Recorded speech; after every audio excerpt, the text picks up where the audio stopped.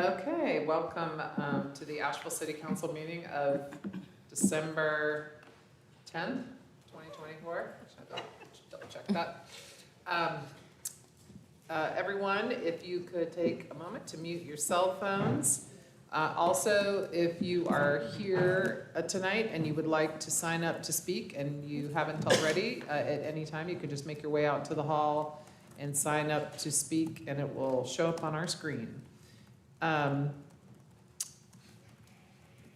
with that, could you please rise for the Pledge of Allegiance?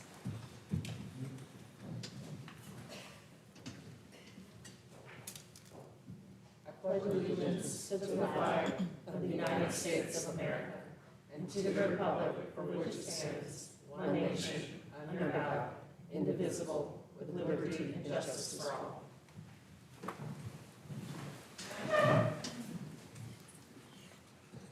Tonight, we do not have any proclamations on our agenda. Not because we're not allowing them, right, Maggie? We just don't happen to have any tonight.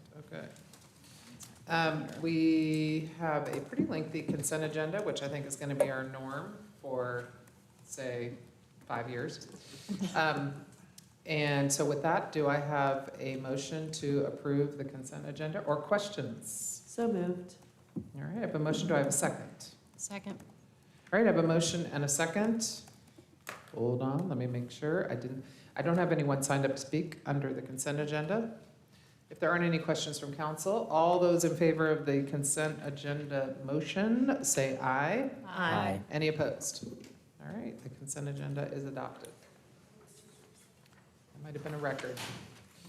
Okay, we're gonna move on to presentations and reports, and we're gonna hear from our finance director, Tony McDowell, on the fiscal year 2024 audit presentation. And Deborah, you're going to start. Thank you. Thank you very much. Thanks and good evening, everyone. Shortly, you'll be hearing from our finance director, Tony McDowell, on the findings of our fiscal year 2024 audit. Earlier today, there was a joint meeting between our council Policy, Finance, and HR Committee, as well as an advisory committee, the Audit Committee, advisory to Council, and there was a more detailed presentation that was given. We're going to get a little bit more of a condensed version of that presentation that was given earlier today. And at that meeting, Tony began the meeting by thanking staff, especially Becky Ogles, who is the Assistant Director of Finance or Deputy Director, and staff from other city departments who, in the midst of all this disruption around Tropical Storm Helene, we brought that audit in a timely manner. I think oftentimes we forget how important the audit process is because we put so much emphasis on developing the budget. But the audit is equally as important. And before Tony begins his presentation, I'd like to take a few moments to recognize him for a recent award he received.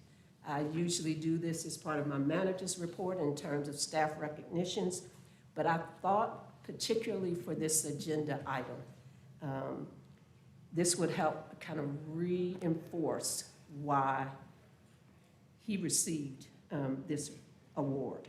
Last Thursday, the North Carolina Local Government Budget Association presented Asheville's finance director, Tony McDowell, with a Lifetime Achievement Award for outstanding commitment to the advancement of local government budgeting and evaluation. This award recognizes individuals who have advanced the field of budgeting and or evaluation in North Carolina local government. Winners of this award meet this criteria: at least 10 years of local government experience in North Carolina, commitment to the field of local government budgeting and or evaluation, commitment to professional development, innovation in budgeting or evaluation, and commitment to nurturing, mentoring, or educating others in the field. We are so proud of you, Tony, and thanks to you and all of your staff for what you all do. This recognition is well deserved, And again, congratulations and thanks for everyone's patience. And now we'll go to the clerk.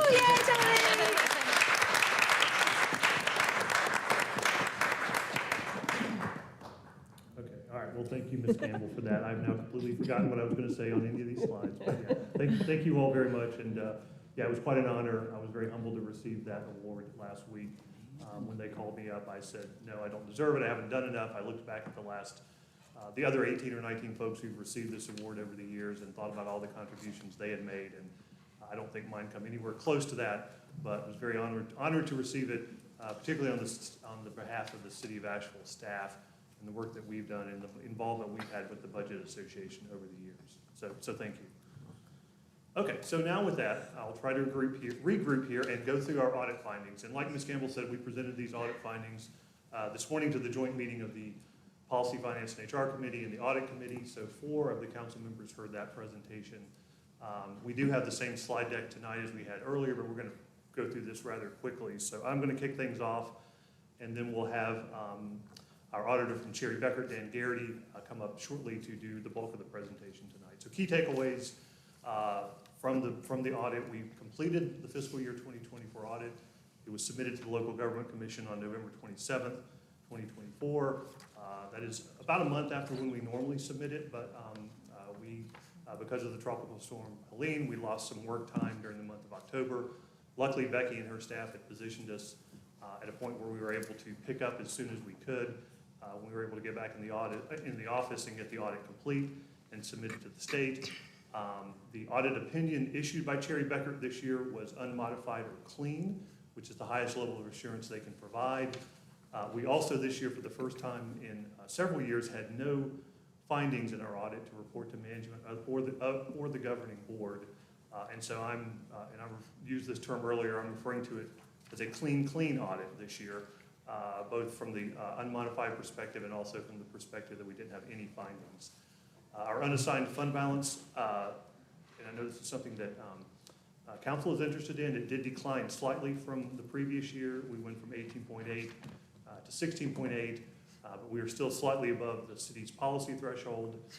However, because total fund balance did decrease, the LGC or Local Government Commission does require us to send a letter to them kind of explaining what happened and how we will address that moving forward. And I'll talk a little bit more about that later. So why have an external audit?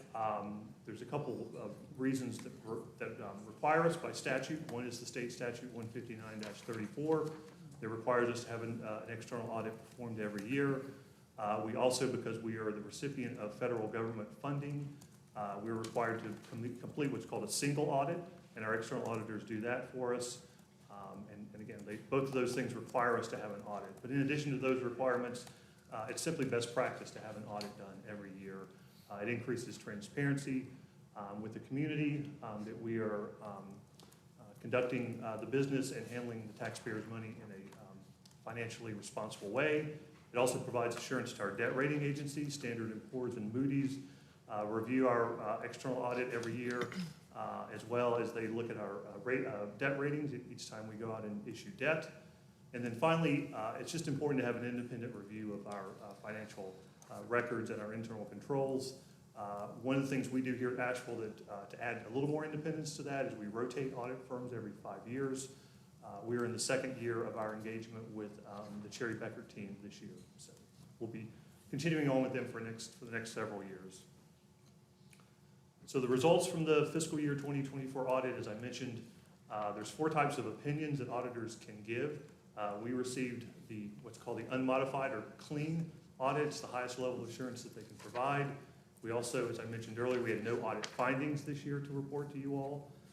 And then I would point out, if you all are interested in reading some additional detail about the audit or our annual comprehensive financial report, that information is also available on the City Council webpage and also on our Finance Department website as well. And then finally, my last slide before I turn it over to Dan.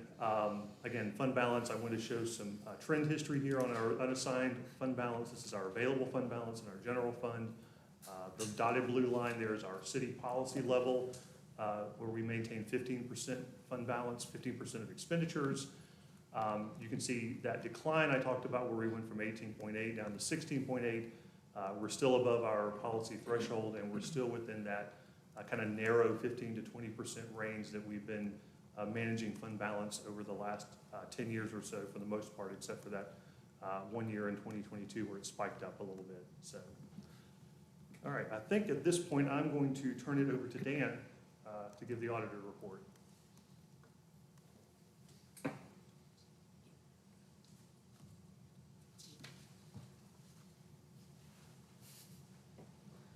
Thank you, Tony, and thank you for having me here to be able to explain to you our results of the audit. I did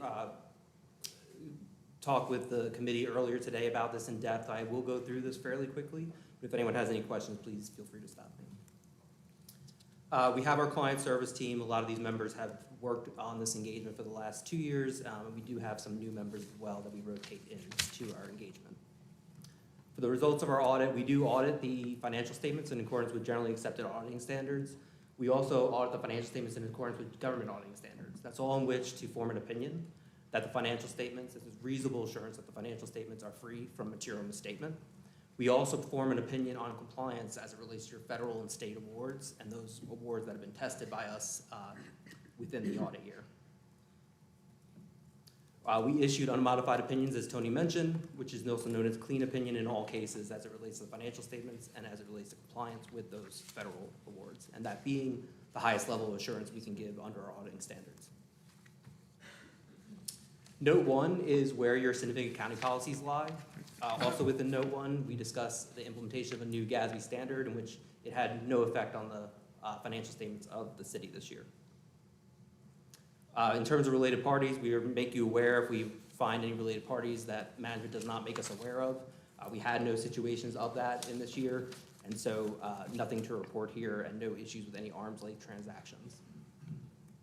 No significant or unusual transactions as defined on the slide to report to you all. Accounting estimates are an integral part of drafting a financial statement. A lot of numbers on the financial statement, such as your pension, other post-employment benefits, come from actuary studies. Depreciation comes from useful life of the fixed assets that is given by management. We look at this information, we look at the key inputs used by management, make sure they're consistent with the prior year, and make sure that they're reasonable. And we found no issues with any estimates that were valued.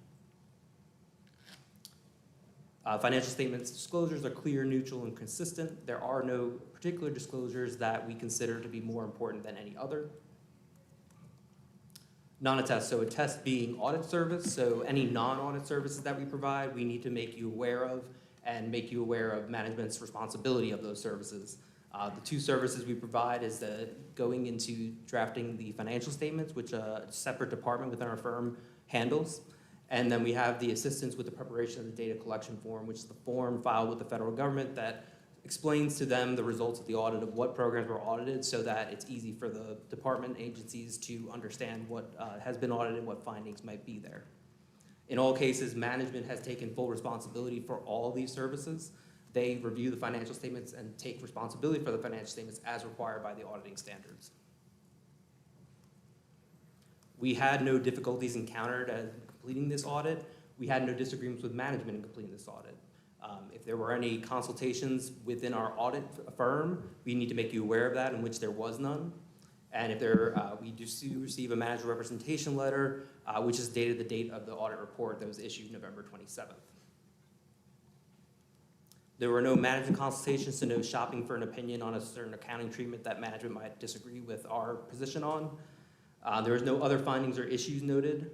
And as of the date of this presentation, no fraud or illegal acts or violations of laws were noted other than those made aware to us by management.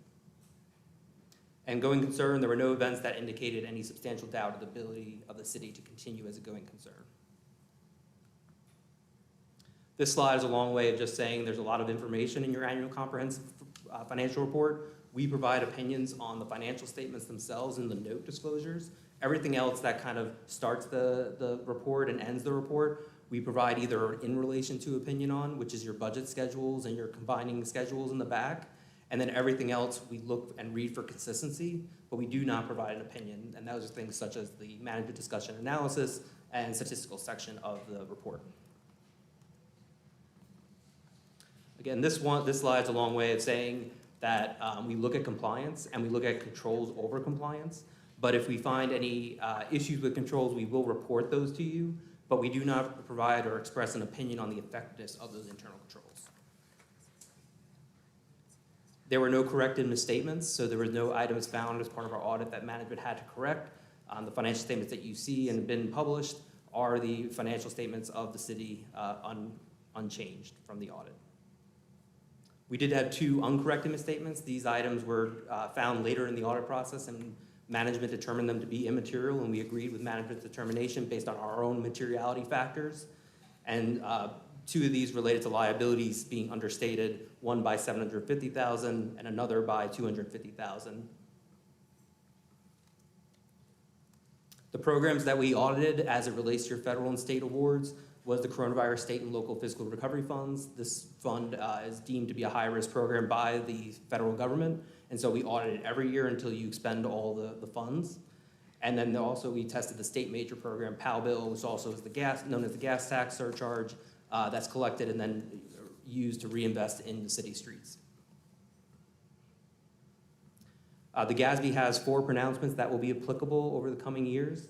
101, 102 will be applicable next year, and 103 and 104 will be applicable in 2026. None of these we don't expect to have a deep impact on the counties, on the city's financial statements, but we are discussing with management what these changes are. They will be implementing it, and then we will look and audit how they implemented it. The local government commission at the state level has certain performance indicators that they require us to look at every year. They have a spreadsheet that we input data into, and then these indicators get shown in graphical format or in other ways, and then we are to coordinate and provide that information to those in charge of governance. And so this first one is your general fund balance available. One thing I'd just like to point out here to everyone is that this includes a debt service fund, and this also includes restricted and committed balances by the city.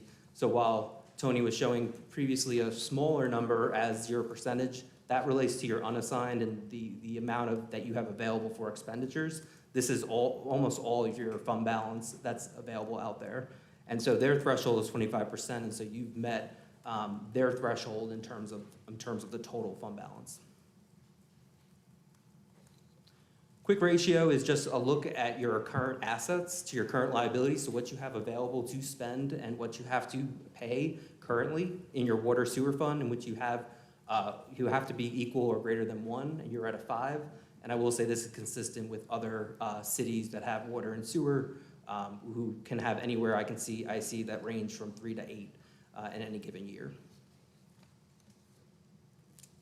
You did have, you exceeded your operating income, which was required to be greater than 0, including your principal and interest payments for water and sewer, but excluding depreciation.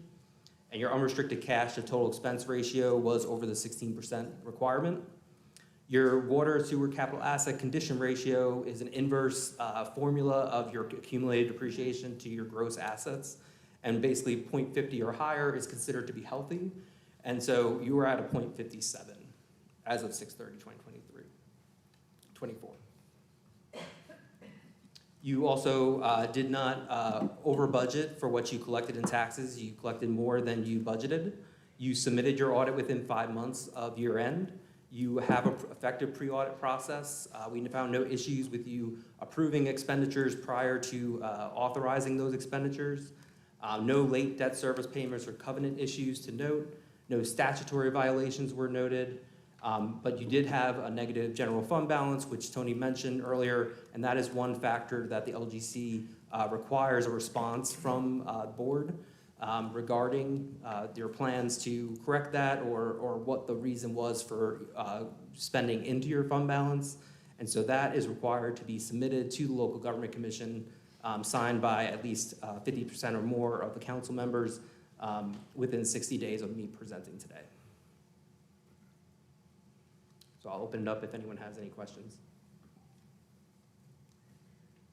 I will just say an echo of gratitude for our staff for this clean audit and to our audit committee for your volunteer efforts in getting us to this place today. I talked so much at this morning's meeting at the audit committee, so I don't have much to say. I'll echo the thank you and all the great work and congratulations to the staff on the clean audit.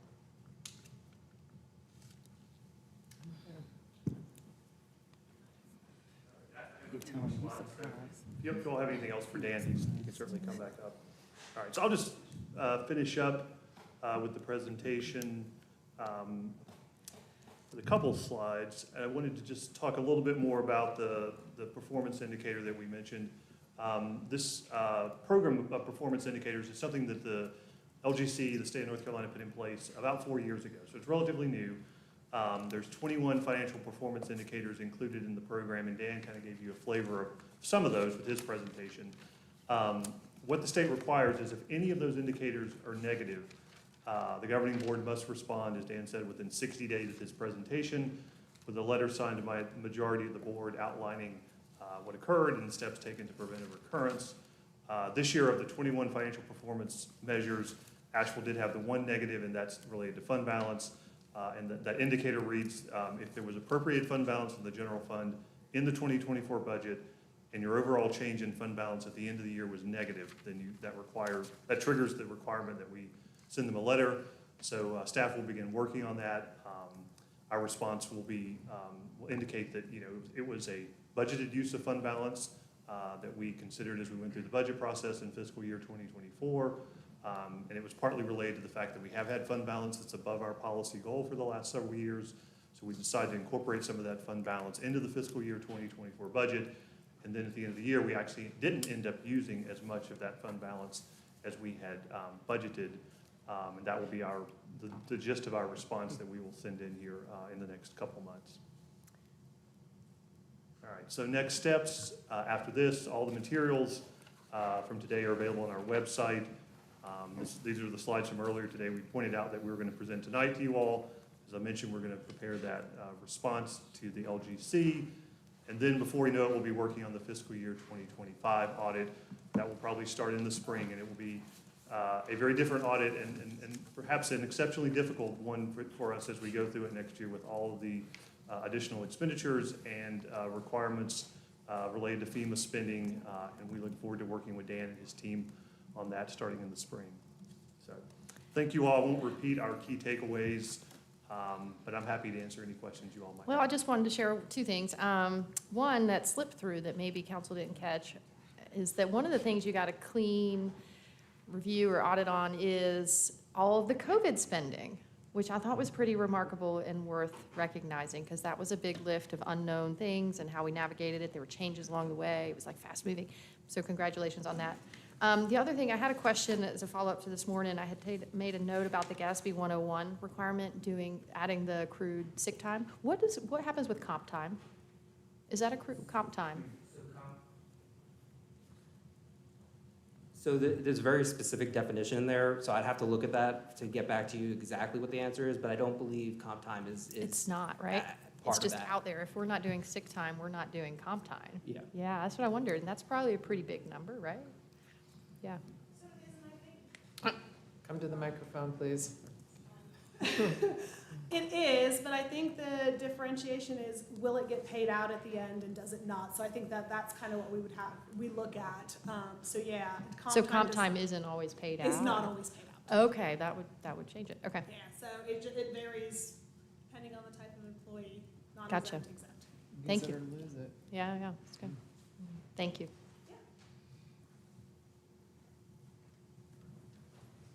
Thank you all.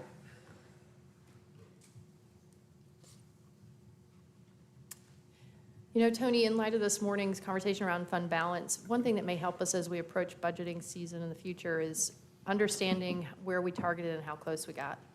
You know, we don't need to rehash the whole conversation, but if we're going to target a number, how far off are we? Trying to trigger me.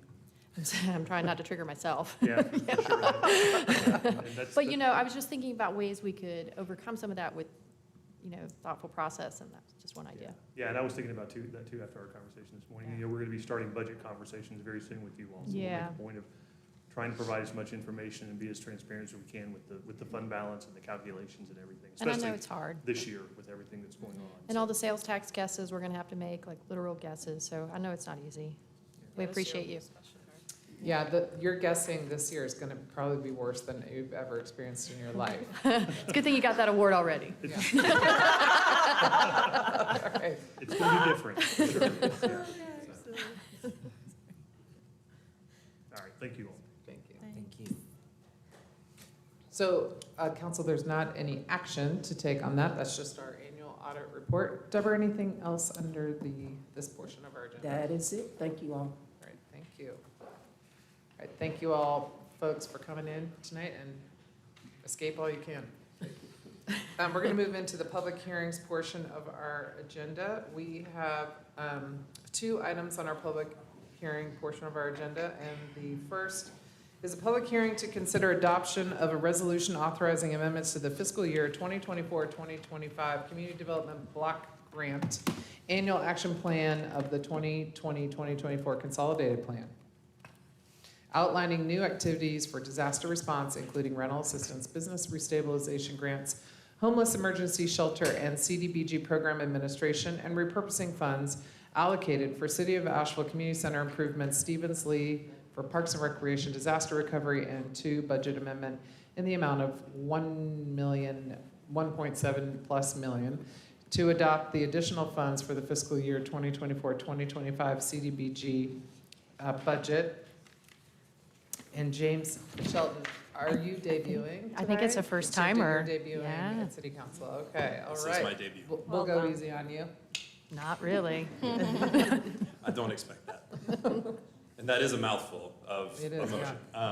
So thank you all, council, City Manager Campbell, thank you all very much. I'm James Shelton. I'm the Community Development Division Manager with the city. And I bring to you these proposed amendments for our fiscal year 2024 to 2025 to access some additional funds from HUD as well as to repurpose some previously allocated funding. So the U.S. Department of Housing and Urban Development awarded the city a grant of $1.7 million for Helene disaster recovery. In order to access those funds, the city must submit amendments to our action plan outlining how we intend to use those funds in order to receive the grant. City staff are proposing that the $1.7 million be used to help with providing rental assistance, business restabilization grants, homeless emergency shelter, and CDBG program administration. We're also recommending that improvements to the Stevens Lee community outdoor space remain a top priority for the city while using current funding for Parks and Recreation disaster recovery. So each year, HUD provides the city with CDBG funding to support affordable housing, public services, economic development, and community development. And each year we have to submit a plan to HUD, which this council approves, on how we will undertake activities through CDBG.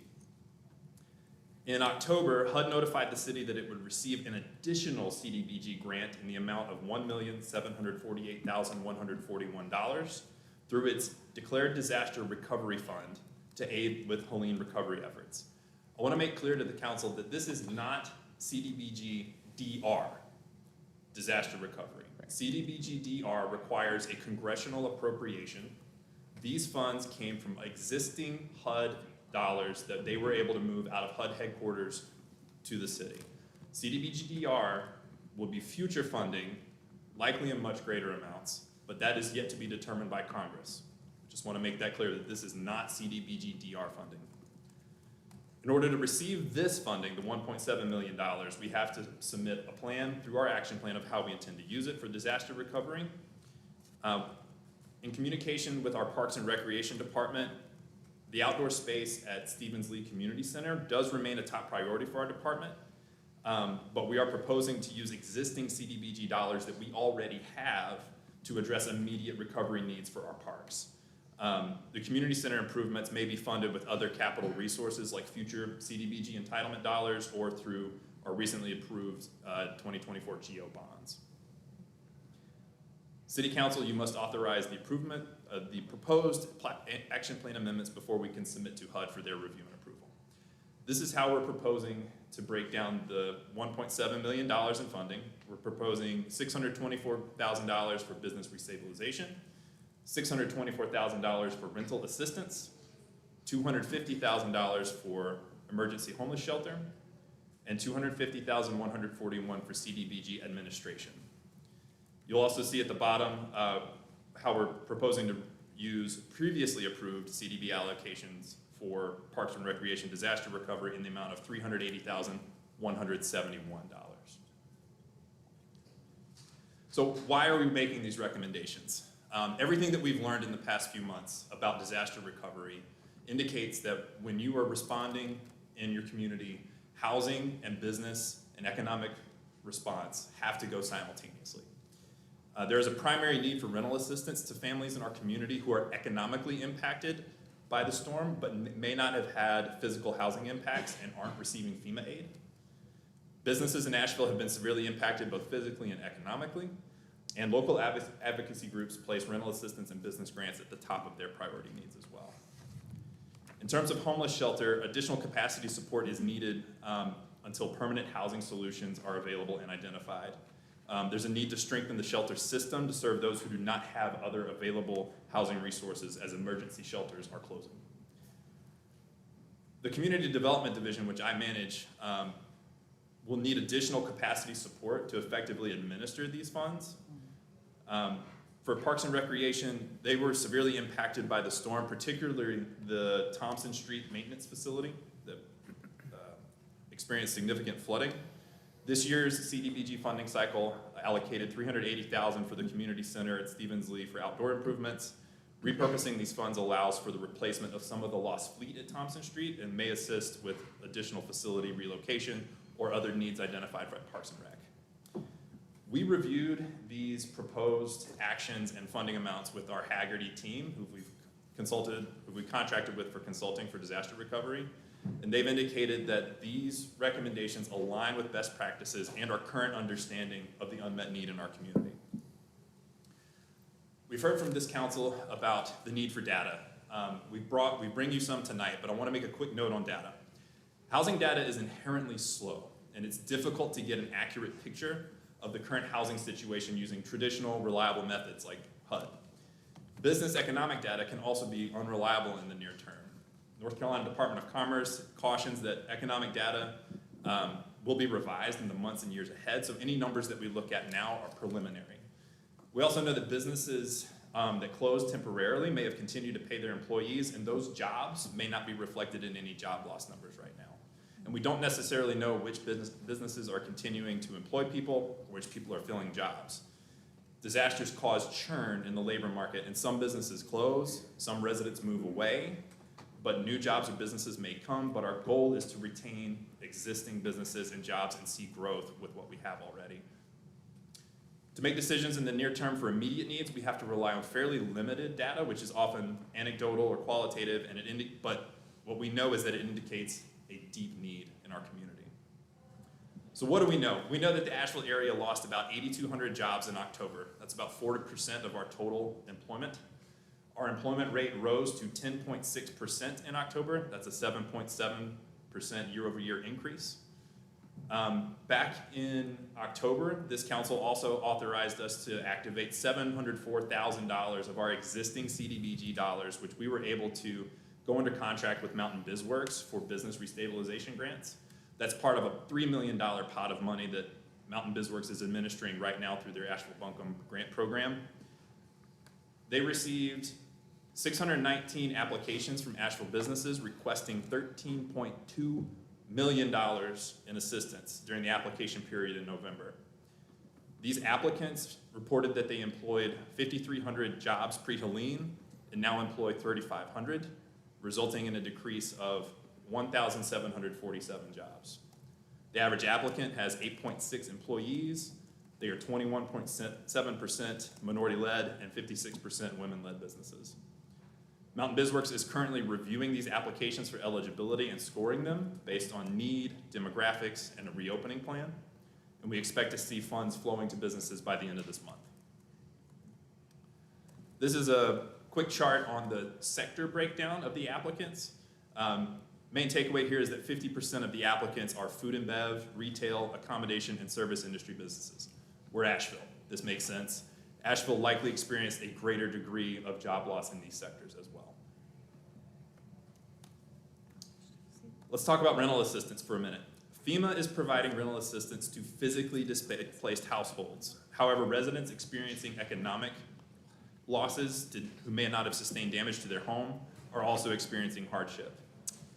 We know that the city's affordable housing plan, which we just approved back in September, states that 36% of all Asheville households are severely rent burdened, are paying 30% more of their income on housing costs.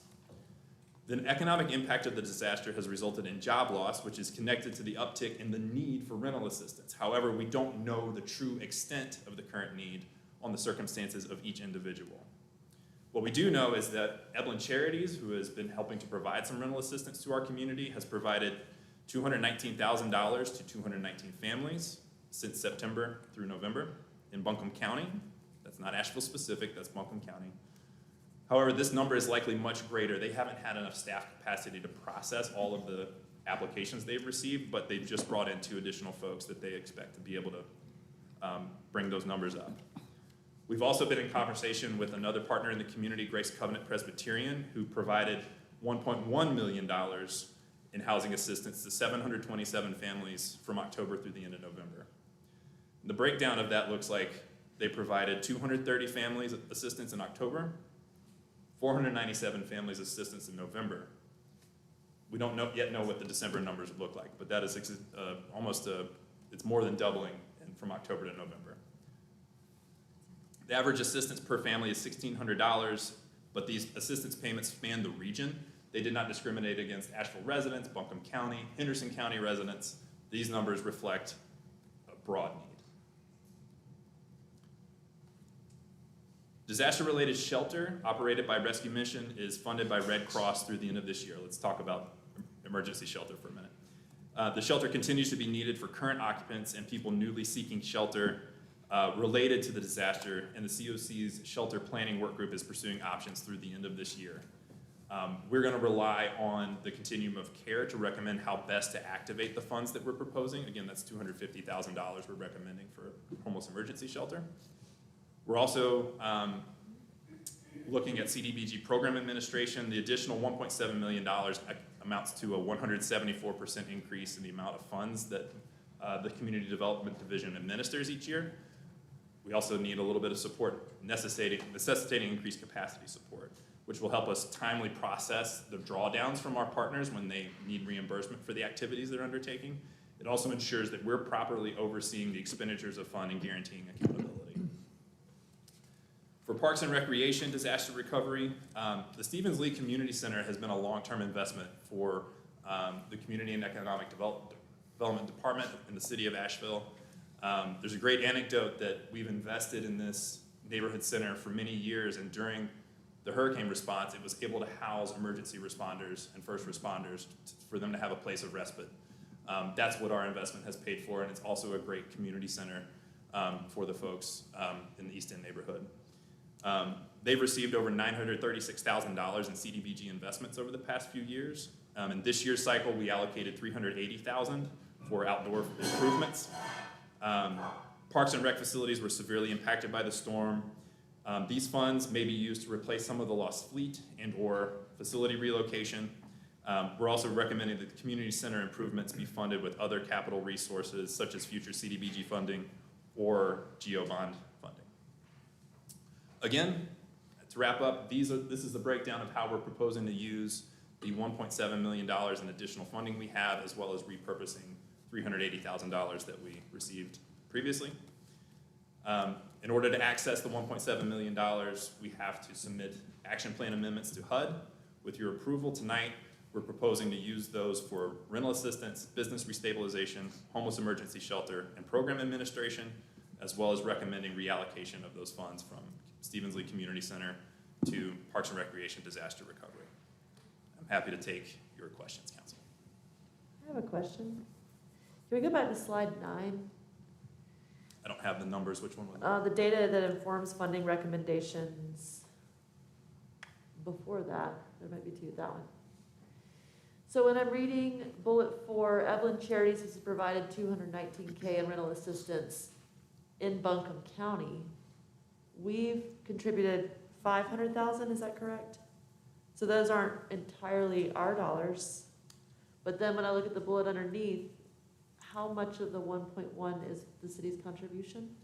So we have provided those funds to Evelyn Charities. They have not yet drawn down funds from us through that contract that we have with them. Those are funds Annie? from, None, zero. not yet. Zero funds. And they're currently telling folks that they are able to receive funds in February 1st. I love Evelyn. Evelyn is doing great things in the community, but I have concerns around our money and their ability to get it out in a timely manner. And that is no fault of their own. I know they were trying to upstaff and hit some hiccups. Now they're going through a new ED process. I do wonder if it would behoove us to look at, and I think we left the discretion up to the city manager by policy, whether or not we should, I mean, clawback sounds so harsh. Well, can yeah. we get the answer to how much of the 1.1 is the city funds with Grace Covenant? Oh, we were 250,000. That's what I thought, but Yeah. has that been released? I don't Oh, believe any great. of those funds are city funds. I believe that's what they've Okay. been able to 'Cause it- provide through other charitable. Oh, but we Okay, did this agree. gives an impression that those are our funds when it's being read by the public, and so I just want to make sure that I'm doing my due diligence and making sure none of these are city funds. Correct. We did Okay. allocate to Grace Covenant, but they haven't drawn down either. Is that correct? I thought the county did 300 and we did 250. The reason I ask is I stopped by today and there's a long line out the door of families being supported by Grace Covenant with rental assistance, and I'm trying to figure out where the funds are going.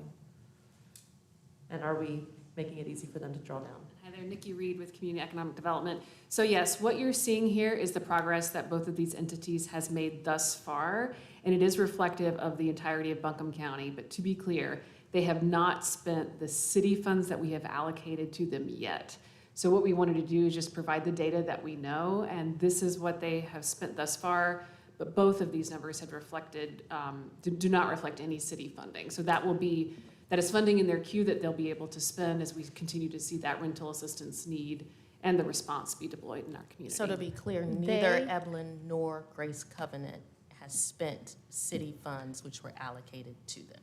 Correct. And one of the reasons why I was asking that is, are we clear on any barriers? Because the need is high and the stack of forms is long. So I'm wondering why our funds Yeah. haven't been drawn down in either organization. I get it on the Evelyn side. Yeah, the Evelyn The is the Evelyn side I staffing issue. understand. Is Grace Covenant just not needed to get to our funds yet? They've already, I they've thought already they were- spent a lot of, they Yeah, have other they are resources. continuing. In fact, we have December numbers for what Grace Covenant has provided. We did not want to share them tonight because we don't have the entire numbers for the month of December, but they are continuing to work through the funding that they have. They're planning on how to deploy the funds that they're getting from the city. Okay. And then, I just and want we're, to So- make sure we weren't having an issue with barriers on our end. to correct. draw down We funds. aren't. We're just working with them to ensure that we can deploy those resources. But this is just a reflection of the past, the data that we have today. Thank you. So the amount of city funding that has gotten into the pockets of residents for rental assistance is zero?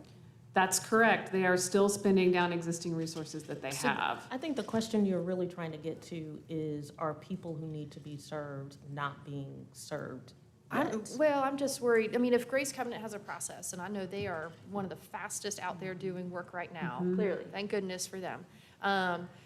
They have a process, so I'm less worried. I know Evelyn is facing some staffing issues, some turnover issues, and is well-funded by other entities. And I'm wondering if they're telling people February if our funding should go to another resource that's moving quicker. That's really all I'm getting at, That's what because I I'm want hearing money is in the that- pockets paying the rent.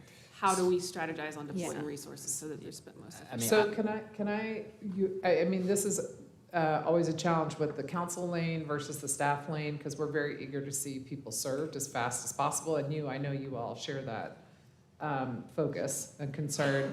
And I know that the county is administering their funds themselves because they have the structure to do so. They already serve families with SNAP and other, they're already set up to do this. So is there some discussion on a staff level of redirecting our Evelyn funds to the county so that we can quickly get these funds out to the community through different channels?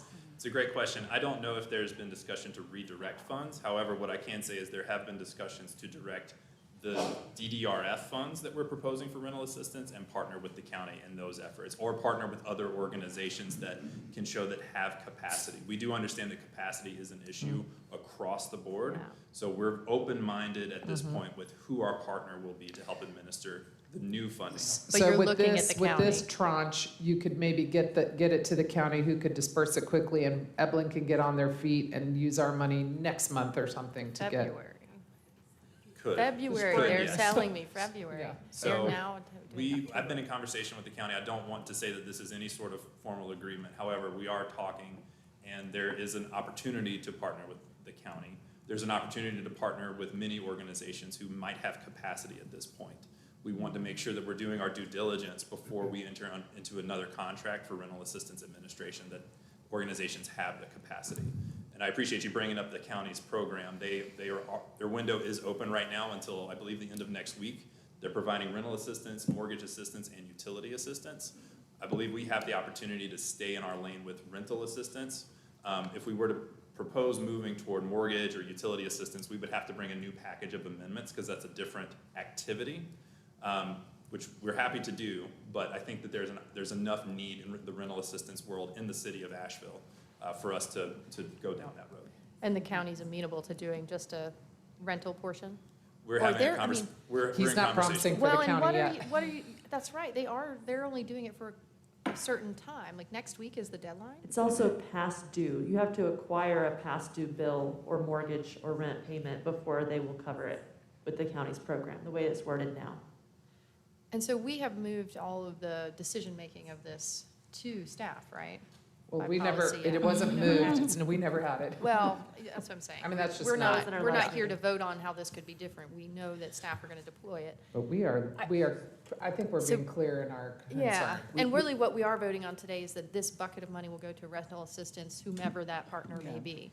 But are you hearing us that we're alarmed? We hear you. Sage is ready for council to set up a rental assistance Well, program I ourselves. mean, We'll take applications here. $0, y'all, 0 of our dollars. No, We I'm hear hearing you. you loud and clear, and I hope that you hear our message of that there are capacity issues with the organizations that we are relying upon to distribute, dispense, allocate these dollars. We are going to turn over every rock that we can in terms of organizations that are out there that have the capacity, because these are federal dollars. And we have to be very careful in terms of monitoring and accountability.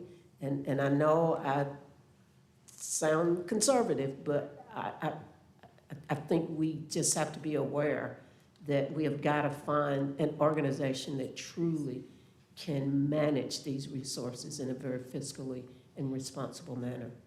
Deborah, Like that audit yeah. we just talked about I agree. in the earlier meeting. that we did so well on. Yeah. And if the county is able, I mean, I'd encourage a discussion around giving them a whole million, pulling back some from Evelyn and giving them $1 million if they can get it out quickly.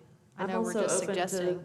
Yeah. conversation about supporting mortgage and utility payments if it Yeah. helps people. I appreciate you saying that, Kim, because I am as well, because we have done good in the kind of the home repair, but if you can't pay your mortgage, Yeah, what's it matter? right, Well, if the county is amenable and they could distribute $1 million quickly, maybe we could regroup and do that. So I want to make clear that there's no formal agreement. It's just, it's Yeah. been some informal conversation, emails at this point. We have a call scheduled for Friday to discuss that opportunity. We're also open-minded with other organizations as well. But just to make clear what the county, and this is just a public service announcement, the county does have $1.2 million in funding currently available for rent, mortgage, and utility payments. Eligible applicants can get up to 3 months of bills assistance. It's open until December 18th. The city could fund rental assistance for city residents via this program.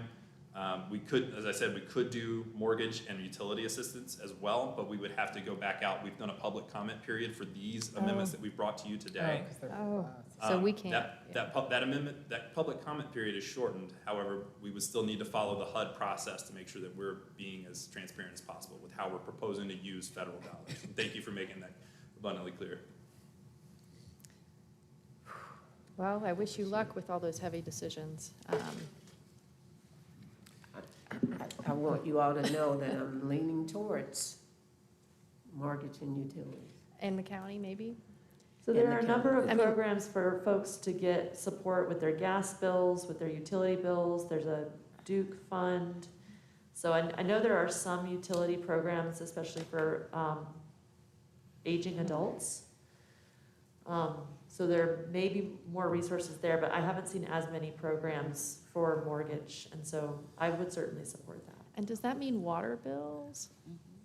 I think it's, It's kind of a funny thing. so pay ourselves. Yeah. If I could, I appreciate you mentioning the portfolio of recovery response that's in our community. And this proposal that we're bringing tonight is just a part of that portfolio of response. And I forget who mentioned it earlier, but it's not, the city can't do this alone. We have to work in partnership with other government organizations, with our nonprofits, with the business community, as well as the residents themselves to do recovery and do response. This funding package we put in front of you is just a part of it. It is not the solution, but it is certainly part of the solution, and every little bit does matter. So one of the other things that I wanted to name is that Senate Bill 382 doesn't allocate any recovery funding that we need. And so while you're at public service announcement, I will say that the need for recovery funding for renters, for homeowners, for utilities is gonna be ongoing. So that's not lost on me or surely this body. That said, I could make a motion. I still have some questions. What I was wondering about is, first of all, I'm so grateful of the data tee up for us to make this decision. I love this. This really helps me understand context, and I know it's not easy to pull together, and I know it's potentially flawed, and it will be updated over time, but still, I think that's a really great practice and appreciate, because I know it wasn't a quick thing to do. And within this, there's, I'm in the wrong deck. There's a section where you just kind of talk about how the business stabilization and the rental assistance and supporting people stay in homes need to go hand in hand. And so a question I have is, can you remind me, I see that we're doing it equally here, but this is our second tranche of funds. And so when I was trying to go through the staff report when we reviewed this last time, the home repair and the rental assistance was lumped. So what I'm trying to get to is, at the end of the day, between tranche in October or September and tranche now, is it equal between business stabilization grants and rental assistance? Because that's what you're saying is, like, we need to look at it equally. And so I couldn't find the paper trail to fact check those numbers. Great question. I'm sorry I don't have that added up together. So in October, this council approved $704,000 for business. We're Right. proposing $624 now. Right. That would get you to about $1.3 million for business. We also approved $1 million for rental assistance. We're proposing $600,000 here, gets you to about $1.6 million, excuse me. So So a little tell me off. tell me more about why you're leaning towards investing further in rental assistance and business stabilization instead of an equal approach. I think the equal approach is for this funding. I think to make it simple, we don't have an argument in place immediately with the DDRF, CDBG funding to say that we should go one way or the other. I understand that it's a overall $300,000 Yeah. difference, right? Right. And we're amenable to, if you propose to change that funding amount, we're amenable to hearing that from council. We don't have enough data to say that $300,000 would really make any great difference one way or the other. We just know we need to have that approach working simultaneously. And I know it would make a great difference to whoever would receive those $300,000. Well, again, like a decision today versus a decision in September doesn't feel as relevant to the context of stabilizing the community. And so I'm surprised to see that we aren't looking at our whole buckets equally, given you don't feel like we have a data argument case. I'd be curious to hear if other councils feel My other thoughts question on this. is, if we find in one area that we don't need those funds, can we then be nimble and kind of reallocate that to what the community's needs are then? Thank you. I appreciate that question, Councilmember Hess. With the CDBG action plan. We have to rewrite. With funding changes, the threshold is 50%, to where we can make that change without having to go to public comment, without having to go to a substantial amendment process, which is where we are right now with this. The substantial amendment process means that we do a public comment period, we bring it to council, council reviews it, approves it, and then we submit it to HUD for approval. If we change a funding level below 50%, we can do that at the staff level, and we can do that on our own. That's the 50% threshold that's required. So 50% of the 1.748. percent of each programming Oh. number. So for example, if we're funding 624 each for business and 624 for rental assistance, and we find that the rental assistance doesn't get drawn in 6 months, and we say, well, we have an immediate ability to activate it toward business, we can move that without having to bring that before council, Up and to we can half. get that activated into the community very quickly. Ironically, also about $300,000.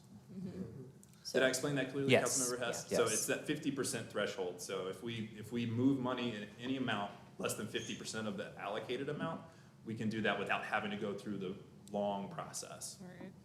But And I HUD mean- would still have to review it and approve it. And what we're seeing from the data is that there was $13 million requested for business stabilization grants, and we were only able to give out 704,000. So, I guess I'd be interested in seeing it being parity over our 2 funding packages, but that's not what staff's proposed, so. Well, and I think there are other opportunities out there for businesses right now. Everybody needs the help, but it almost seems like this idea, if the rental assistance can't be utilized by some date, then we're kind of nodding to staff to repurpose. I mean, I'm still worried about February 1 over here, but I don't know. If we were, if it gets to be April or May or some date we all think is appropriate and it hasn't been spent. Oh, I'm sorry, am I not close enough to the mic? Yeah, I was just saying, if it gets to be April or May and we haven't spent, or the money hasn't been drawn down, I mean, again, the authority lies with the city manager as long as it's less than 50% of any one line item. Are we able to get the business grants out faster than the rental assistance? We certainly hope so. We anticipate Mountain BizWorks sending the city their first reimbursement request, their first draw this month for getting funds toward businesses. They're in the process of reviewing their applications right now and scoring them. And then they're gonna work with businesses to enter into an agreement, make sure they're in line with the terms of receiving the funds. And then they're gonna start funding businesses this month, and we expect to be able to start reimbursing them after that. And so to be fair, on the business side, there hasn't been any city resources allocated or not.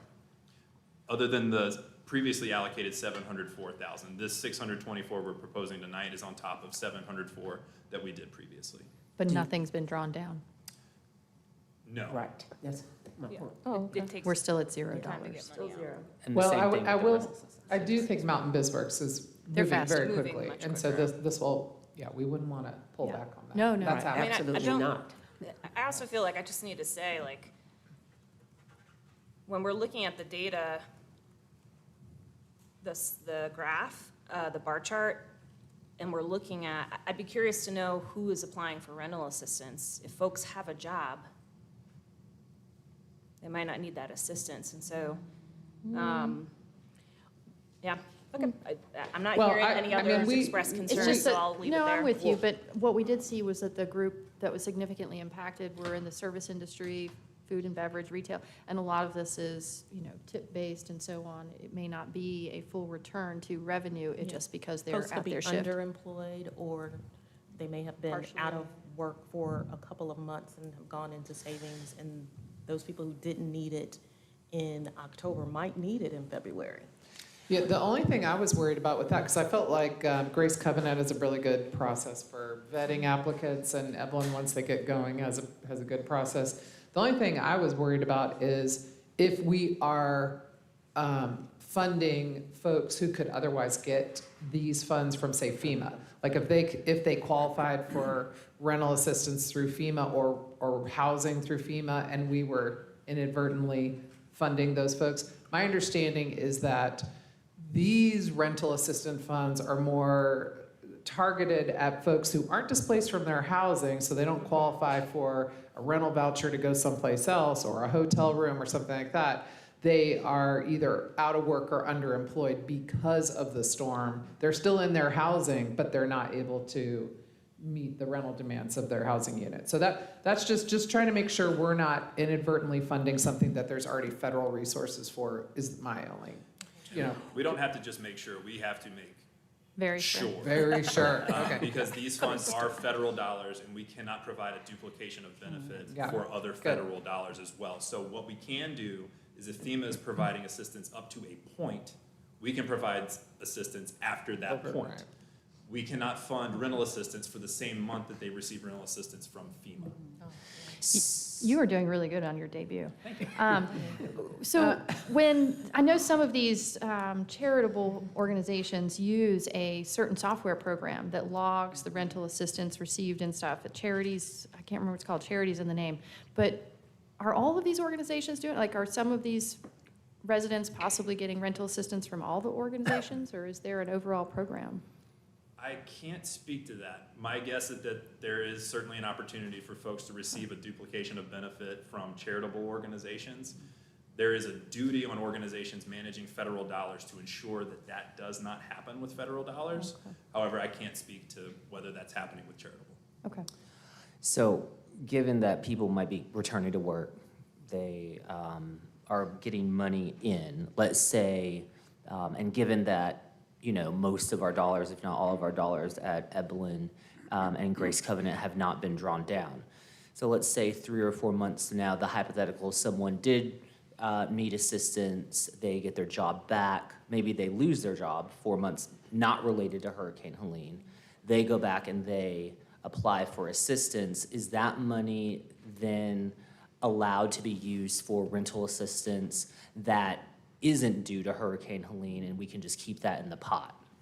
It's a good question. I believe most of our programs are designed to target Helene-affected losses. Okay. If they're experiencing a loss of employment, for example, that's not related to Helene, they have the opportunity to apply for unemployment assistance through the state and find assistance through several other avenues to help them stay on their feet.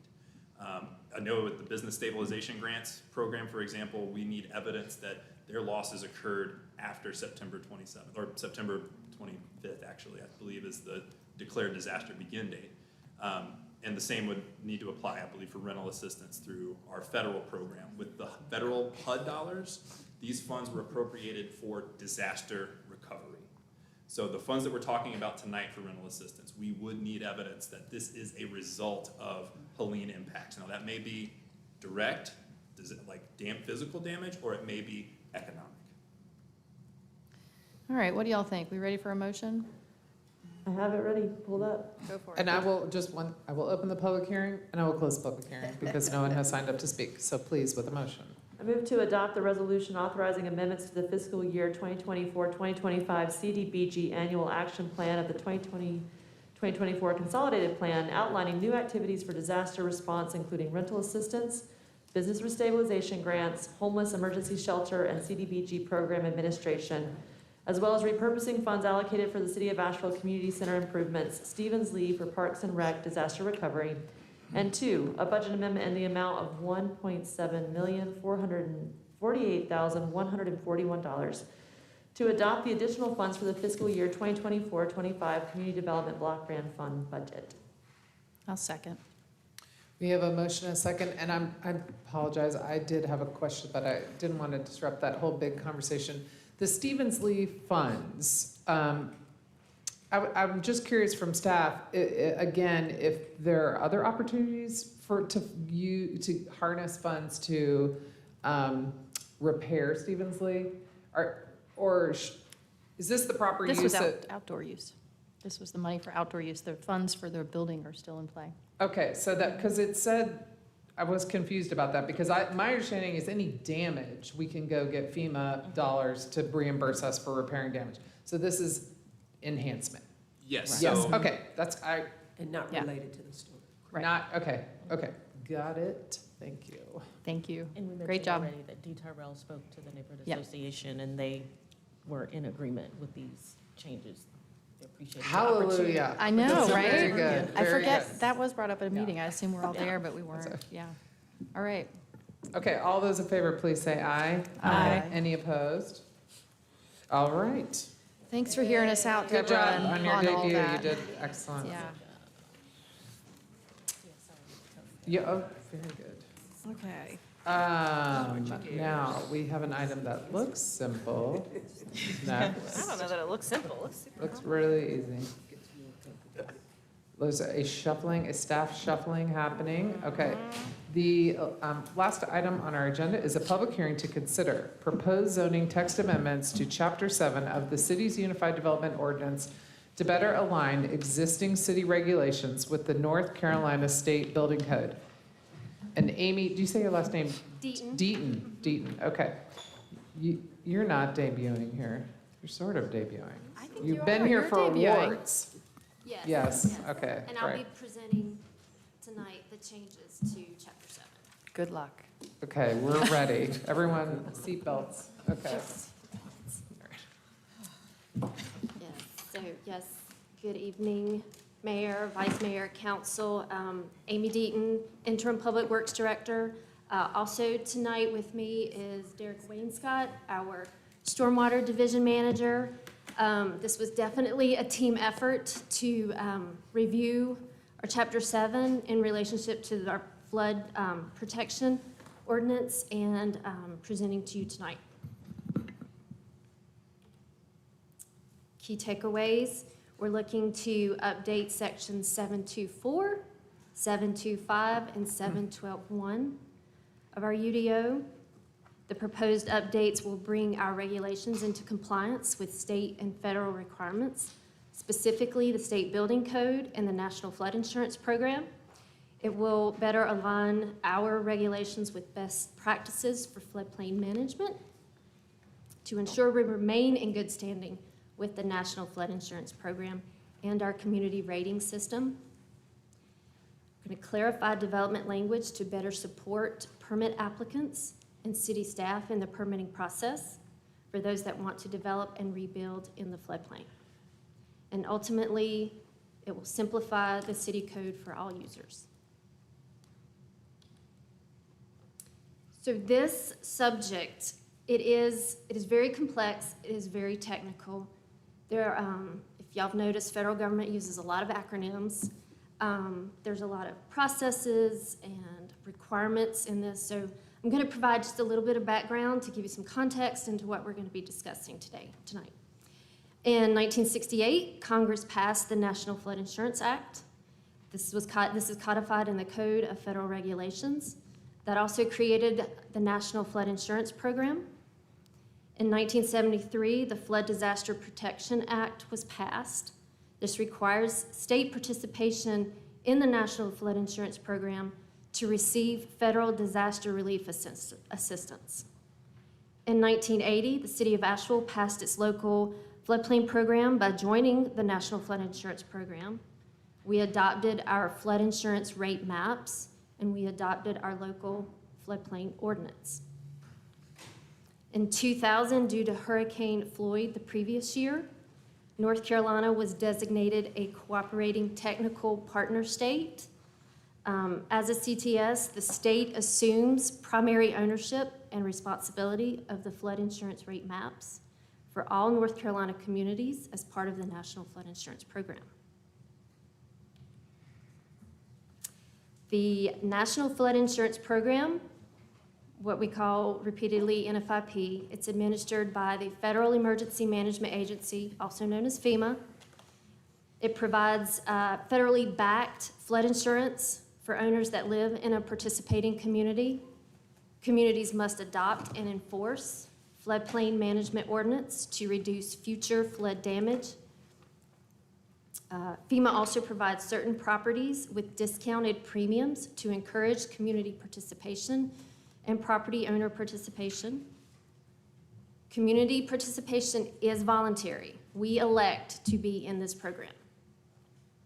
And there are audits known as community assistance visits performed to ensure that communities are meeting the requirements of the program.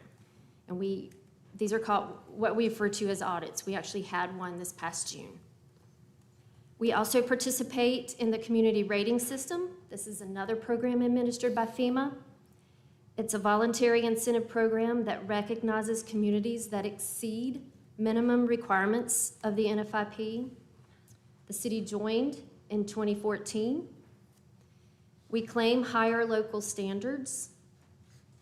And because of those higher local standards that we have claimed, policyholders receive a 10% reduction in flood insurance premiums. Okay, so there's a lot going on in this map. We adopted our firms in 1980, and those now have become digital, and so a lot of this information on this map is where we can get it. It's also available on the state's flood risk information system, and we also have this information in our GIS. Flood insurance study is a study that goes along with this map. These studies are engineering analysis that models watersheds to determine the depth and locations of what we call special flood hazard areas. Special flood hazard areas is the land in the floodplain subject to a 1% or greater chance of flooding in any given year. And we often call this the 100 year, but it's not an event that happens every 100 year. It's a 1% chance of happening in any given year. And that's the blue on this That is visual? the blue, yes, that is the lighter blue in this. So the base flood elevations are water surface elevations of the base flood event, so that 1% annual chance, that creates your floodplain width and your base flood elevations. The So when floodway- someone says, I have to build 2 feet above base flood elevation, they're talking about 2 feet above that blue. 2 feet above that elevation that creates the width of that blue. Because your because your base flood elevation, it's a depth, it's a height that you have to Right. build to. So that height and that elevation spread out over topography is what creates the width Right. of that floodplain. Got it, yeah. Can you re-say all of that? I didn't understand a word of it. I think Wait, you mean, picture- I think you mean if we had a flood event that looked like the blue exactly, whatever the height of the water is, That, you'd- yes, to be 2 feet, that's base flood that's elevation. base flood Okay. elevation. And 2 feet above that would, right. Yes. Are you an engineer? I am. Yeah, we can tell. Yeah. We are not, none of us, zero engineers up here. I did try to just say this without engineering. You Words. almost did it. Do- Are Are you? you good? You're good. Okay, and so the darker blue area is what's known as the floodway. And so that is the most critical part of the floodplain because that's where the majority of the flow is and where the velocities are the highest. So that's where we really want to keep people from building in because that is the most dangerous part of the floodplain. The floodway looks like it's the river. Right. It is, for the most part, it is the river, but sometimes it does Plus- extend a little beyond, the top of banks of rivers and Okay. streams. And then tell us about the 500-year The flood. 500-year flood, same as like the 1% annual chance, except this is a 0.2% chance. It's all statistical analysis, right? So the 500-year is a 0.2% chance of happening in any given year. We currently do not regulate to the 500-year. And we're going to talk about freeboard and the regulatory flood protection elevation in another slide a little bit later.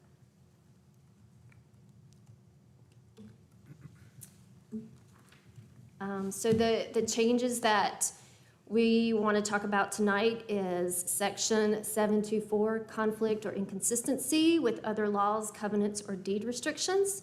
And really all we're doing there is simplifying that language. It was a lot of words, and we just want to simplify that. Section 725, definitions, we have some updates and additions to align better with the state model flood ordinance. And section 712.1 tried to categorize the revisions that we're proposing into 3 categories. I mentioned previously we had the community assistance visit requests. So there were some requests that they had. We had that visit in June. They came back and said, hey, we want you to include these in our ordinance. So we have those changes. We have some additional updates to align better with the state and federal requirements, so state building code and the National Flood Insurance Program, and clarification language of some other regulations. And just, I tried to give some overall examples of some definitions. For example, we want to update, the updates would include the addition of the word addition, floodway, mean sea level. We don't really reference that anymore. And then substantial damage. Some additions we want to include in our definitions is digital flood insurance rate maps. So our firms, the flood insurance rate maps, have become digital now. So we refer to them now as D-firms. Letter of map change. There's different processes when you develop in the floodplain, studies that you have to do. And so the letter of map change kind of goes through all of those different types of options that you have, like conditional letter of map revisions, letter of map revisions. And then there's the North American Vertical Datum of 1988. This is what we're using now instead of the mean sea level. And then deletions include examples such as flood fringe, flood profiles, the National Geodetic Vertical Datum. We don't necessarily use that anymore. And we don't talk about flood fringe in our flood ordinance or flood profiles. Then the changes to 7.12.1, our flood protection changes. I mentioned the audit that we have, the request came. They wanted us to revise the statutory authority that we had in our ordinance. And they, tell us the they again. That is it would be FEMA through the North Carolina Emergency Management, through the North Carolina Floodplain Mapping Program. Okay. So it keeps delegation Yes. down to the state level. Got it. Basis for establishing the special flood hazard area, that was a change that they requested, and there's various updates to FEMA forms, the names of their forms. They've changed those, so we just updated those in our ordinance also. There's some additional, while going through this process, we looked through the model ordinance and wanted to identify anything else in there that we could add that would help clarify our requirements. There were updates to agency names in reference to mean sea level. We added the determination of substantial improvement and damage. And what that section is basically what we're going through the process we're going through right now. When we go out and identify those, do the assessments first for the structures that have damage, and then do the determination of substantial damage. So it's just really outlining what that process is, and we thought it would be best to put that in our ordinance. The clarification language, we have the cumulative cost tracking from 1 year to 5 years, which we will talk about that in a little bit more detail in another slide coming up. The regulatory flood protection elevation, this was previously only in our definition. So the 2-foot freeboard was written in the regulatory flood protection elevation definition, but we are clarifying this more in the actual body of our ordinance. And then the non-conforming use or structure substantially damaged. So we'll talk about that a little bit more also, but and what that means. But there was a potential legal ambiguity in that language for the non-conforming section. Good coaching there, Brad. Anything to add? Okay.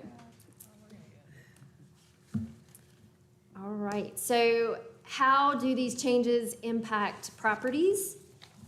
Just know permits are required to do any work in the floodplain. Any type of development that you do in the floodplain, it has to be permitted. When we have a base flood event, structures with their first floor levels and the electrical components below base flood elevations will be impacted. The minimum requirement to elevate or floodproof structures is to the base flood elevation. This is a requirement of the NFIP, and it's a requirement of state building code. Any new structure or substantially damaged structure or substantial improvements will need to be elevated or flood-proofed. And if you want to further reduce flood impacts and increase resiliency, structures should be elevated or flood-proof above base flood elevations. And this is where the freeboard comes in. The freeboard is that height that is added to base flood elevations to account for all of the unknowns that could contribute to flood heights that are greater than those already determined. So I mentioned earlier that there's a lot of engineering analysis that goes into that. And there are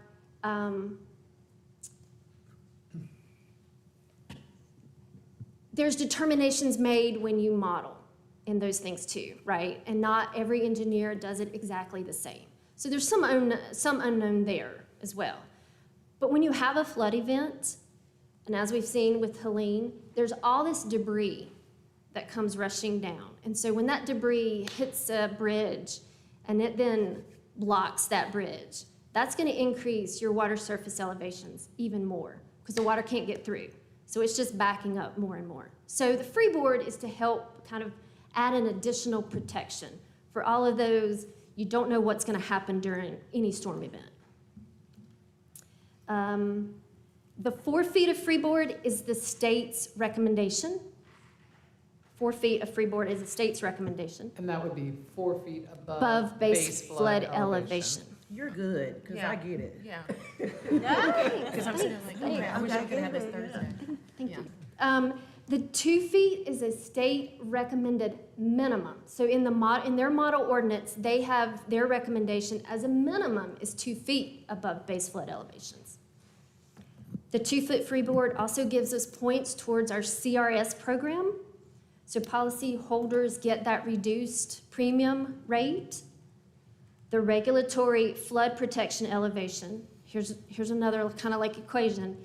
It's the base flood plus the freeboard, right? So instead of just saying base flood plus a freeboard, you can just say regulatory flood protection elevation, because that is your BFE plus the freeboard. Okay. You're doing good. Okay. I know this is all technical, so It is. I'm mostly concerned about understand. people at home trying to follow along. Can you say that, you just told us what the definition is of regulatory flood protection elevation. Where is that term gonna be used? Like, why would that, if someone were to say, well, are your standards up to, would they say, are your standards up to regulatory flood protection elevation? And that's important because. like new construction, they would have to build to their first floor elevation would have to be to the regulatory flood protection elevation. So if you want to build in Asheville and it's raw land, never been built on before, you would right now, without us doing anything, you would have to build to regulatory flood protection elevation, which is base flood elevation plus freeboard, Plus 2, Yes. yep. plus 2. Freeboard is 2. Or whatever you're saying, sometimes there's some variation depending Well, on on our the- books right now, it is 2. It is Freeboard is 2. Right. We see this a lot in coastal cities. When Yes. you go to the beach, you can see which buildings are new construction and why they look higher, because they have a new RFPE. We have some here with like the building that has Williams Sonoma in it, well, the Bohemian Hotel, that Cava restaurant thing on. Apartments off Thompson Street. The apartments off Thompson The Street. Climax We Gym. saw them flood too, even at freeboard or regulatory flood protection elevation. I mean, and no, like Hurricane Helene was like out of this, like it's off the charts, right? So, Yeah, no, I'm just saying, we do have, I mean, you don't necessarily, we do have examples here Yes. too of that. When we were in our earlier work session, this is why I brought up, what is it we're building back to? What is it we're talking about in theory? Are we talking about building back to a 100-year flood, which is BFE plus 2? Because the building 500-year. back to the 100-year is just, when you say it's just to the base flood To elevation. base flood, okay. And then, but I understood that if we got up to like the base flood plus 4, we're getting closer to like the 500-year flood mark. So like, that was kind of the philosophical question I was asking earlier, like, what, if we're gonna be building back, what's the consensus on how and to what flood preparation level? Well, that's why I was asking, what is the significance of saying something's at regulatory flood protection elevation? Does that mean you trigger certain insurance benefits? Do you trigger certain compliance with? Instead of us just saying, well, we think, Yeah. it should be this many feet, is there significance in making it? And I know what we're gonna be talking about tonight is not new construction, because we already have addressed that in our ordinance. We're talking about if you exceed the 50% damage to your building and then you trigger the current requirements, are we gonna make those the same as new construction requirements? And so I guess what I'm just asking, and maybe I'm not asking this right, and maybe we should let you finish your presentation, but to me, there must be some significance to meeting regulatory flood protection elevation. Insurance premiums. Insurance. So it's kind of like, remember when we were looking at the tourist stadium and it was like, if we wanted to keep the team, we could do A. If we wanted to definitely keep the team, we'd do pot B. And if we wanted to ensure we'd have minor league forever, we'd do pot C. It was like, this is similar. The more we do to protect, the more FEMA will recognize we're protecting, and therefore our rates will be better. And I'll get into this a little bit more, but yes, the higher your freeboard, the more points you get for your CRS program, and therefore the better premiums. So like right now, we're at the 10%. If we don't do the 2 feet, if we do something less, we could jeopardize our class standing in the CRS program and actually be reduced 5%. So instead of 10% premium, policyholders would only receive a 5%. Do you ever see that in response to a flood activity, that we would drop base flood?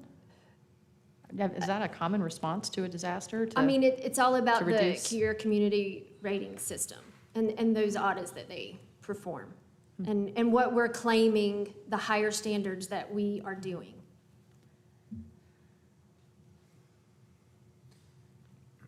So there's also different requirements for residential and commercial construction. Residential only has the option to elevate. Commercial has the option to elevate or floodproof. And then it's not on here, but historic structures have the ability to apply for a variance. And just know that every site is different. They have to be evaluated different. You have base flood elevations for different sites, different topography for different sites. So it all plays into what you're able to do and how each site can be evaluated. You said apply for a variance if you're a historic structure. When I was researching, I came across the language exempt, that a historic structure may be exempt from the 50% rule. That's in the FEMA's guideline. I could find that. Based on a variance. So we go through a variance process to receive exemption? So then that would mean that a body could decide if you are exempt or not? I mean, there's certain requirements that they have to meet for that variance, and they have to prove those criteria, the applicant.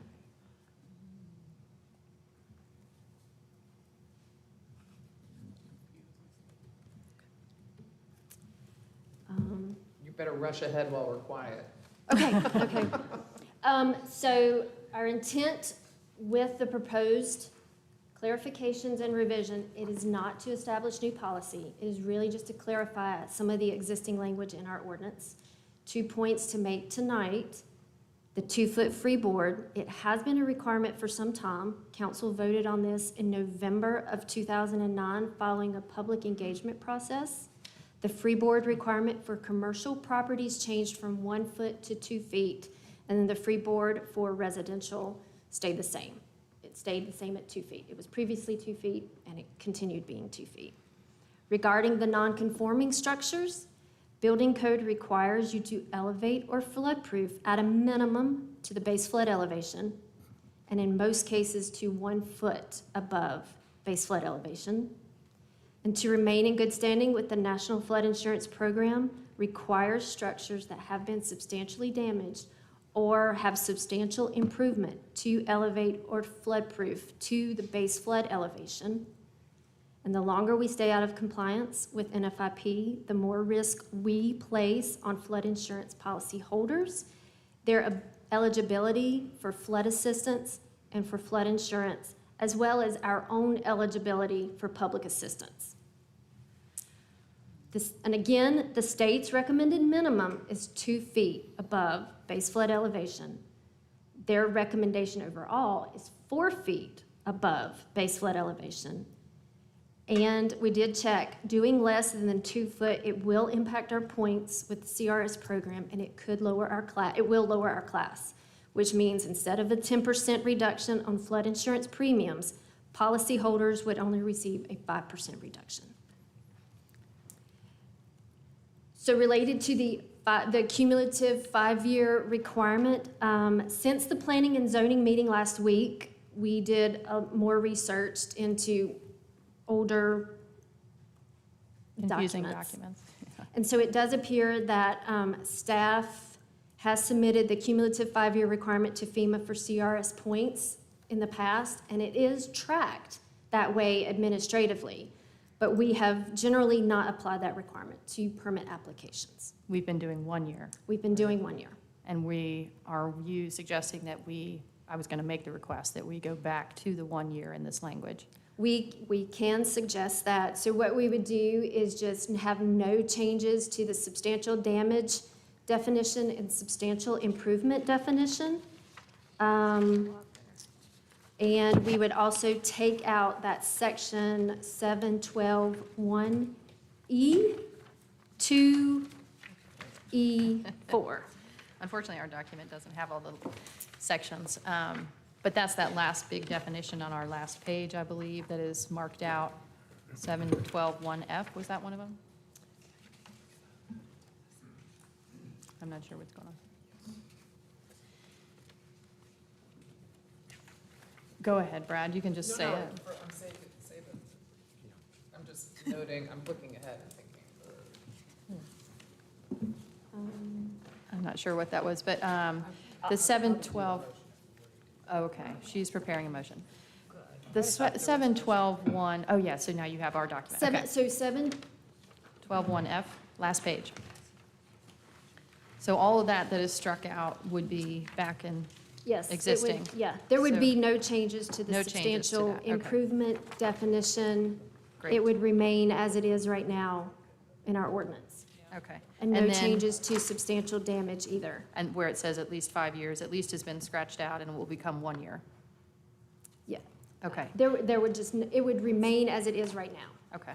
And staff would apply it as they have been applying it. While everybody's reviewing that, let me read you what this says about historic structures in the FEMA.gov document, because I want to make sure these things are in here. It says historic structures are exempted from the substantial improvement requirements subject to the criteria listed below. The exemption can be granted administratively if the current NFIFP definitions of substantial improvement and historic structure are included in your ordinance, or they can be granted through a variance process. So we have those definitions in our, it says our definitions of substantial improvement and historic structure need to be included in the ordinance for those people to apply for the variance. I just want to make sure they're in there. If I may, the definition of substantial improvement is absolutely in there. We absolutely, as part of our UDO, define historic structures. I believe our language currently places this under a variance process, but based upon the language that you're mentioning, I am going to posit that a change could be made to the language to include an administrative option for that, but it's not written such now. As you're going to see as we go through this process, and probably already have, council, the goal that staff has tried to bring forward to you today was to limit this to very technical amendments that we felt had an impetus for bringing into alignment. Now, there's a question about some of the effects and the substantive effect it might have on real property owners, but there's going to be a universe of additional potential changes that you as council should consider on a policy level going forward, whether you want to make those changes or not. You've heard already that some of these changes that are being suggested are height minimums for like the freeboard. But certainly there's a suggestion and a strong request for that to go higher in some cases. You're also going to hear if you have not already, that the look-back period for substantial damage calculation in the state's eyes for the program administration of the insurance program would love a 5 to 10 year look-back period.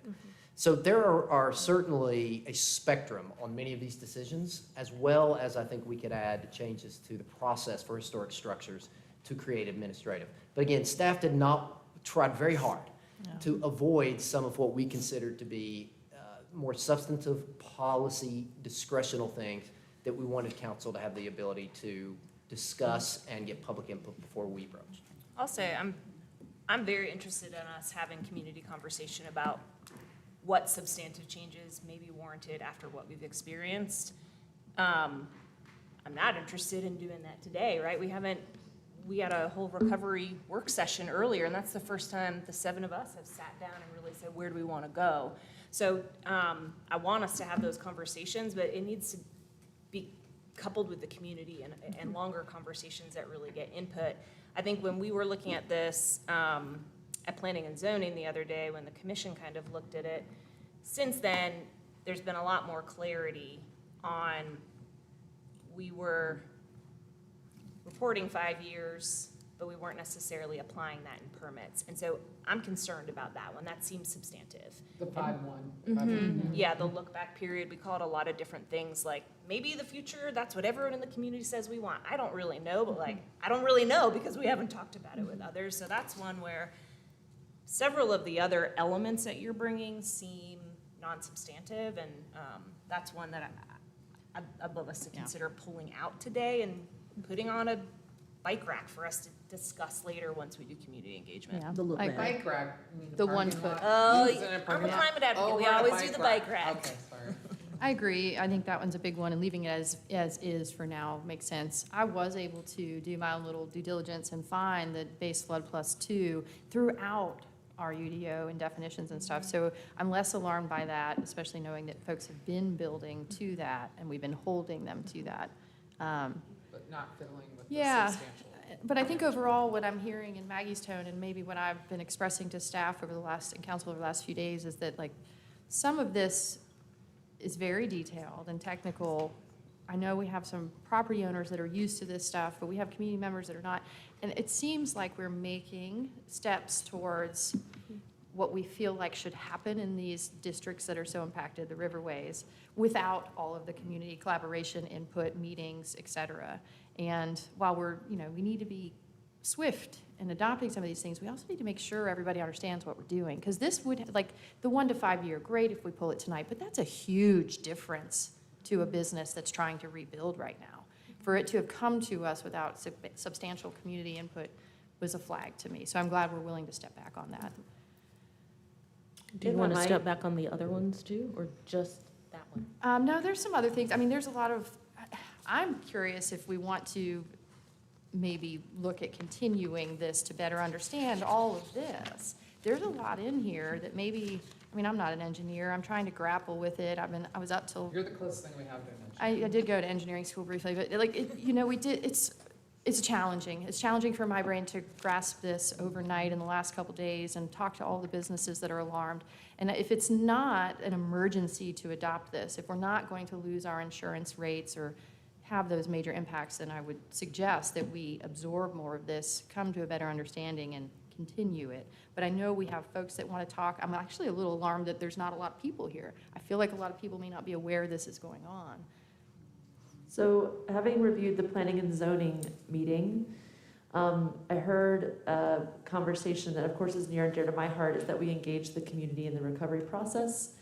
I also heard a conversation about acknowledging the rights of nature and that our ecosystem is part of our living infrastructure.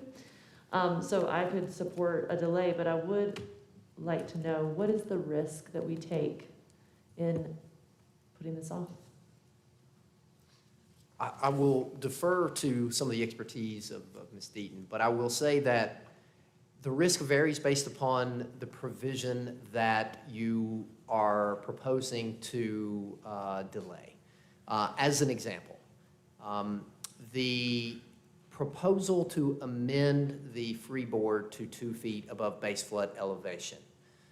I would recommend that that poses the greatest risk of the proposed amendments tonight. And the reason for that is this particular provision is currently, as written, out of alignment with both the state building code as well as the state's administration of the National Flood Insurance Program requirements. The latter of which is problematic because as we remain out of compliance with that, you've already heard about the possibility of policyholders' rates losing some of the current discounts.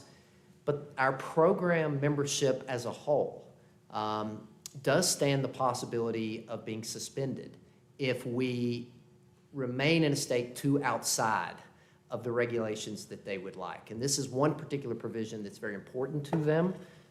They have expressed to us that this is a change that they would like to see made. They're aware that we currently are out of compliance with that. The longer we remain out of compliance with that, the longer the city's exposed to its membership being suspended or terminated. That would have, again, this is very hypothetical, but the risk of that is that people would then perhaps struggle to get flood insurance at all, if not have substantially higher rates in doing so. So let's say that we split it out and put a delay on the 1 to 5 year and then look at the freeboard tonight to get an alignment. It seems to me that one of the things that could happen if we don't is that folks come back to us for permits to do repair and rebuild work. And because we're not in alignment, they bump into a different barrier at the state level. And then it's like, oh, the city permitting office is out of whack and out of compliance and doesn't have our stuff together. And that's why everything's taking so long. We have an opportunity to tell a good story and a hopeful story, but a true story at a minimum, and get an alignment so that people know what to expect for the next month instead of delaying it. I appreciate you, Councilmember Roney, bringing that up because what I had mentioned were the risk to the city as an organization and some of the effects that would flow from our insurance program. But what you're talking about is absolutely the case as well. Our ordinance as written currently is very ambiguous, to say the least, for certain properties who have been substantially damaged and would be looking to rebuild. Properties that existed in some developed form prior to the storm, under our current ordinance, would possibly have the impression that they have no elevation requirements nor any floodproofing requirements whatsoever. Whether this council makes that adjustment or not, the state's building code continues to apply to all properties. So why does that make it an emergency? Like, we're doing it already. Like, if someone's coming to us with a rebuild permit right now, we're telling them base flood +2, right? When we talk to them, I think that we certainly are telling them what the Well, building we're code. the permit office, so But- who else would be? But I guess our documents aren't clear. Anyone looking at our UDO in advance prior to coming to us would, I think, have the wrong opinion about that. I guess what I mean is, like, that doesn't mean tonight to me. Because one of the questions, like when we talked earlier, you alluded to, like, there's a list from the NFIP of things that we're out of compliance on or close to, or there's some kind of document or something that we may want to review in whole instead of piecemeal from. Like, is there something we could learn from that is 10 other things that they would like us to do to improve our score? I do want to add that while we can certainly tell them you must at a minimum meet state building code, part of being a participant in the National Flood Insurance Program is to have an ordinance, a floodplain ordinance that meets their requirements as well. And so as Brad was saying, as long as our ordinance does not meet the NFIP requirements, we are at risk. And tonight, that only thing that isn't meeting it is the +2, the base flood +2? Or, because you alluded to a list. I would call that the most glaring example of where we are out of compliance. With a lot of this, there is somewhat of a spectrum, I think, to say that this is the minimum, but maybe we would like more in a best-case scenario. This is one that is well out of the spectrum. Do we have any idea of how long this has been out of step with the state regs? Since 2009? So that would be 15 years. So it doesn't Tonight. seem like Yeah. it's, I mean, You know. I'm assuming that the problem is, since 2004, we haven't had substantial damage to buildings that triggers these requirements. Because that's the last time we had a hurricane. Otherwise, if you're a new construction, you would, no problem, our ordinance is right. Right. It's the substantial damage beyond 50% damage, so now we have a whole bunch, and staff is like, oh. And this So is why the- data is matters, the like how timeline for many the are up Well, against let's this. assume it's Within a 100 or month. 200 or 300. The point is, since 2004, we haven't had Yeah. really any. I mean, maybe some isolated incident that caused that much damage, but we haven't. I guess, so some of the questions, and, So yes, we should have done this a Well, while I- ago, so yes. but we also Well, need I mean, more it just information. to our sense of urgency. The like, reason it's you know. urgent is because now all of a sudden we could see a lot of applications for rebuilds where buildings were damaged more than 50%. But we Whereas- know that we've already inspected them. So we shared that we have inspected and rated 1,050 buildings. And that I requested a breakdown of residential versus commercial. The statement I heard was approximately 40% of the commercial buildings of that 1,050 breakdown are substantially damaged, and 10% of the residential. So I still don't know from that, without a further breakdown, if it's 100 commercial buildings, if it's 400 commercial buildings we're talking about. You know, I just feel uncomfortable making these bigger Wait, I thought decisions. you just said what the numbers were. No, we don't know the breakdown between residential and commercial. It's 40% of commercial, some Oh, you're saying commercial and of the residential total, equal total 1,050. in the substantial, we may know that Well, now. and because I submitted a bunch of questions, and I wonder if, Ben, are you in the texting with someone rush, who's if telling we you the might answer be to this able to step question? back and get more information. Sorry.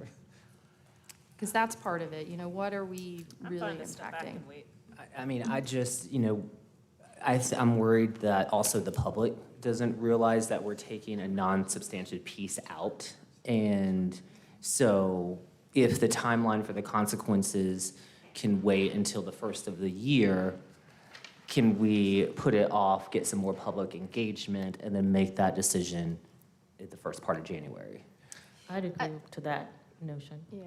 I do have the numbers. So of the 1,050 structures that were assessed, approximately 40% were residential and 60% were commercial. So that were assessed, that's the breakdown of the structures that were assessed. And of these, 10% of those residential structures, so 10% of the 457 structures that were substantially damaged. So that's 45. These are approximate, right? Okay. And 40% of the commercial structures, It's like 250, 236. 236. Yeah. Okay, So- here we got her. So, you know, So, I think we're convinced. Are we convinced we're gonna wait to, but we should, let's talk a hear- little bit about process here. and public First of all, comment. I'd like to go on record to say that I say substantive. So, just all this whatever y'all are saying, I don't even know how you say that, but, so, I just had to, I Very was like, am I attorney-like. going crazy? What's happening here? Substantive. Okay, so. There's a T in there. I'm just I think, first of all, let me just thank all the staff that have worked a whole hell of a lot on this, because I know it's been multiple departments and it's been a major effort, and it is, anytime you guys have to get into something that's very technical and complex and try to drag it across the finish line, it's extra difficult. So what I think would be helpful, if council agrees, is that somehow we're able to pull out what really is kind of your hands are tied, this is a technical fix, you're just bringing it in conformity with state or federal law, and there's no, it has to change, it needs to be fixed. I mean, I see all these modifications to the definition section, looks, so it would be, if we could put those back on for January, the ones that are pulled out and identified as truly like we're conforming, and it's just a matter of explaining it and having more time to sort of sit with that, versus things that are substantive changes, like the 5 to 1 year look back, and that need to go somewhere, I mean committee, whatever, to get community input about those changes. Is that Is that kind of what I'm hearing? You guys are looking perplexed, so tell me, is that possible? Is It's a that a good process? I'll layer in there too, a better understanding, and this is for the whole community's Hold on, sake. let's see if they just book. Go ahead. Yes. No? Yeah? You guys, what happened over there? Did you say they can do yes it. to that, or what was happening there? To go back to what we were talking about, I just wanted to layer. Before someone asks a new one, I'm sorry, it's so I hard didn't hear keeping the up. response to her question. Yeah. Yeah, so, but you tell me, because as a lawyer, I know sometimes you make a change to the text and you say it's technical and it conforms to federal or state law, and someone says, I disagree, I don't think it is technical. So maybe you could say to me, well, you know, that's really gonna be difficult. I can't really say what I could pull out as things that are really administrative, technical in nature versus substantive. You guys are like, whoever go, yeah. I don't know why anybody asked the lawyer to answer this, but I'm going to try. I think that can be done, Mayor. I would caution council to keep in mind that when we are talking about coming into compliance, and perhaps alignment is a better word, we're trying to thread the needle of two separate things. One is the state building code, which is totally separate from the National Flood Insurance Program administered through the state. And although they are addressing the same elements of rebuilding, they might have different numbers, requirements, where this is a perfect example that we brought up, is this elevation requirement. The minimum for the state here on the insurance side of things is 2 feet above base flood elevation for rebuilding, where the building code will vary based upon the kind of structure. And in some cases, Okay. it's only going to be 1 foot. Yep, yeah. So to say that it is non-substantive at all, Is I think incorrect, right, you yeah. have to make a choice. So that would be misleading. So how about this? How about we have 3 categories? One is purely technical changes. You're fixing definitions, you're changing dates, you're updating the language because now it's digital and it's not, you know, whatever. So those kind of, I'm gonna call them non-controversial changes. Then you have the category of you need to do something because your ordinance conflicts with itself. So applicants who are coming in for rebuild permit applications are seeing conflicting language, and we need you to decide.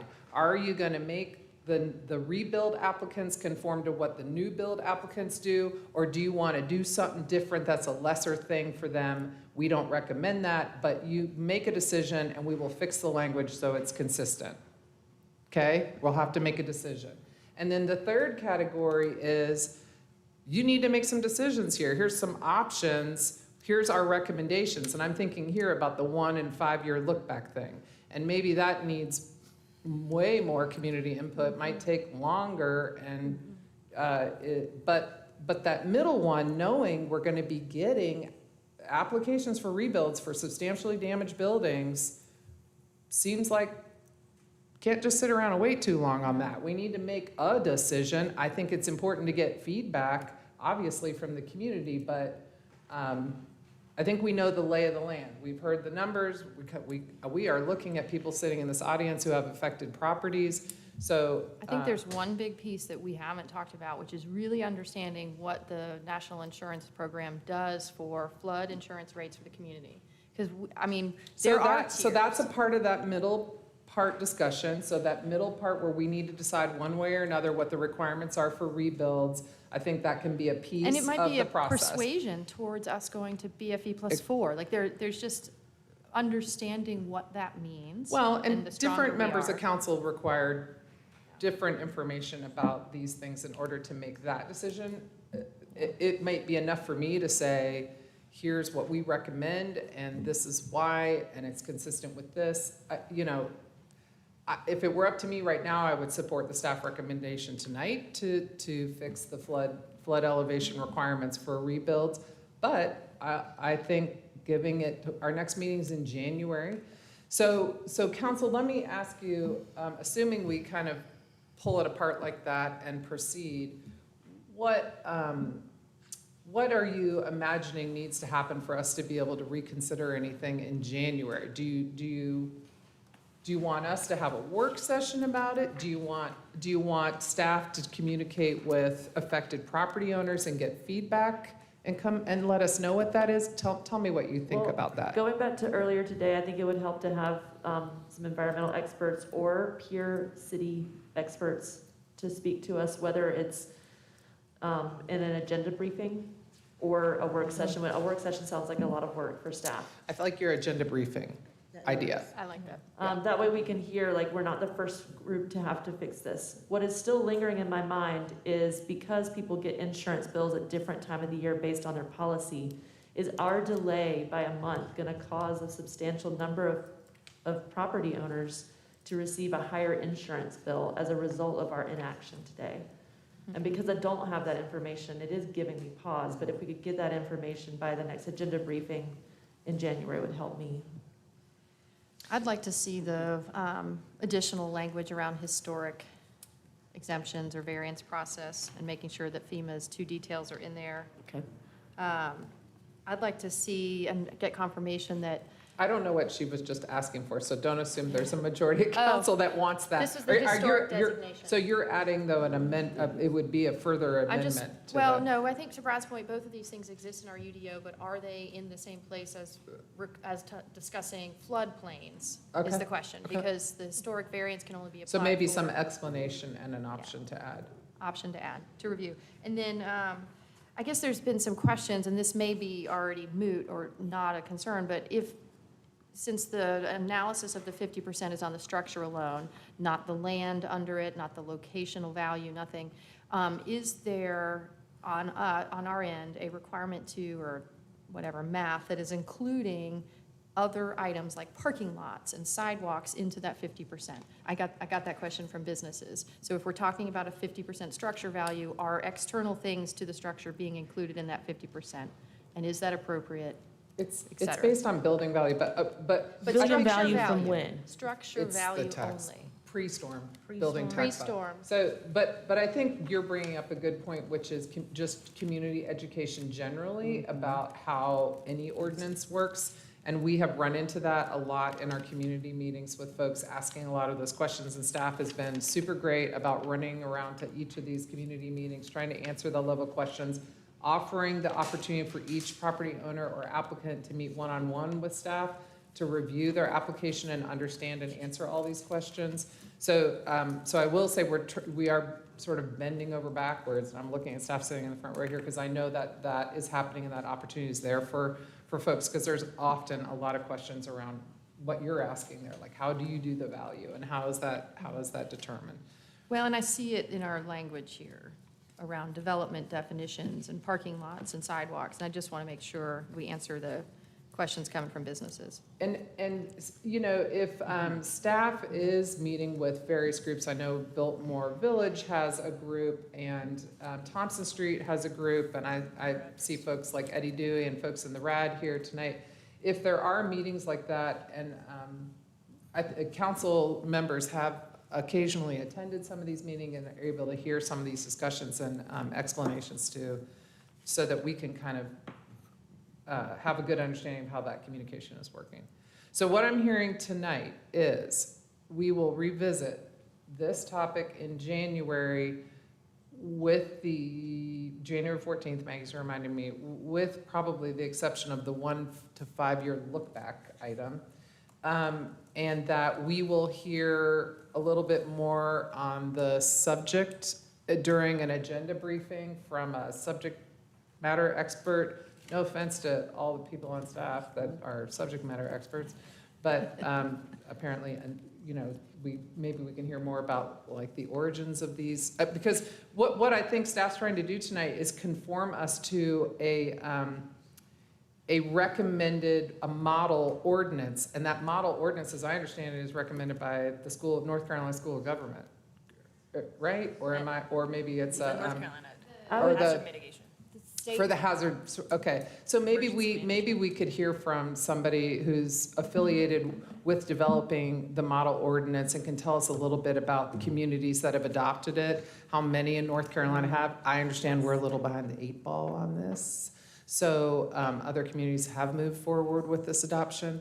So I think Last, You have a good suggestion you're about to make? My only requested amendment would be not just subject matter expert, but include that it could be a peer city review.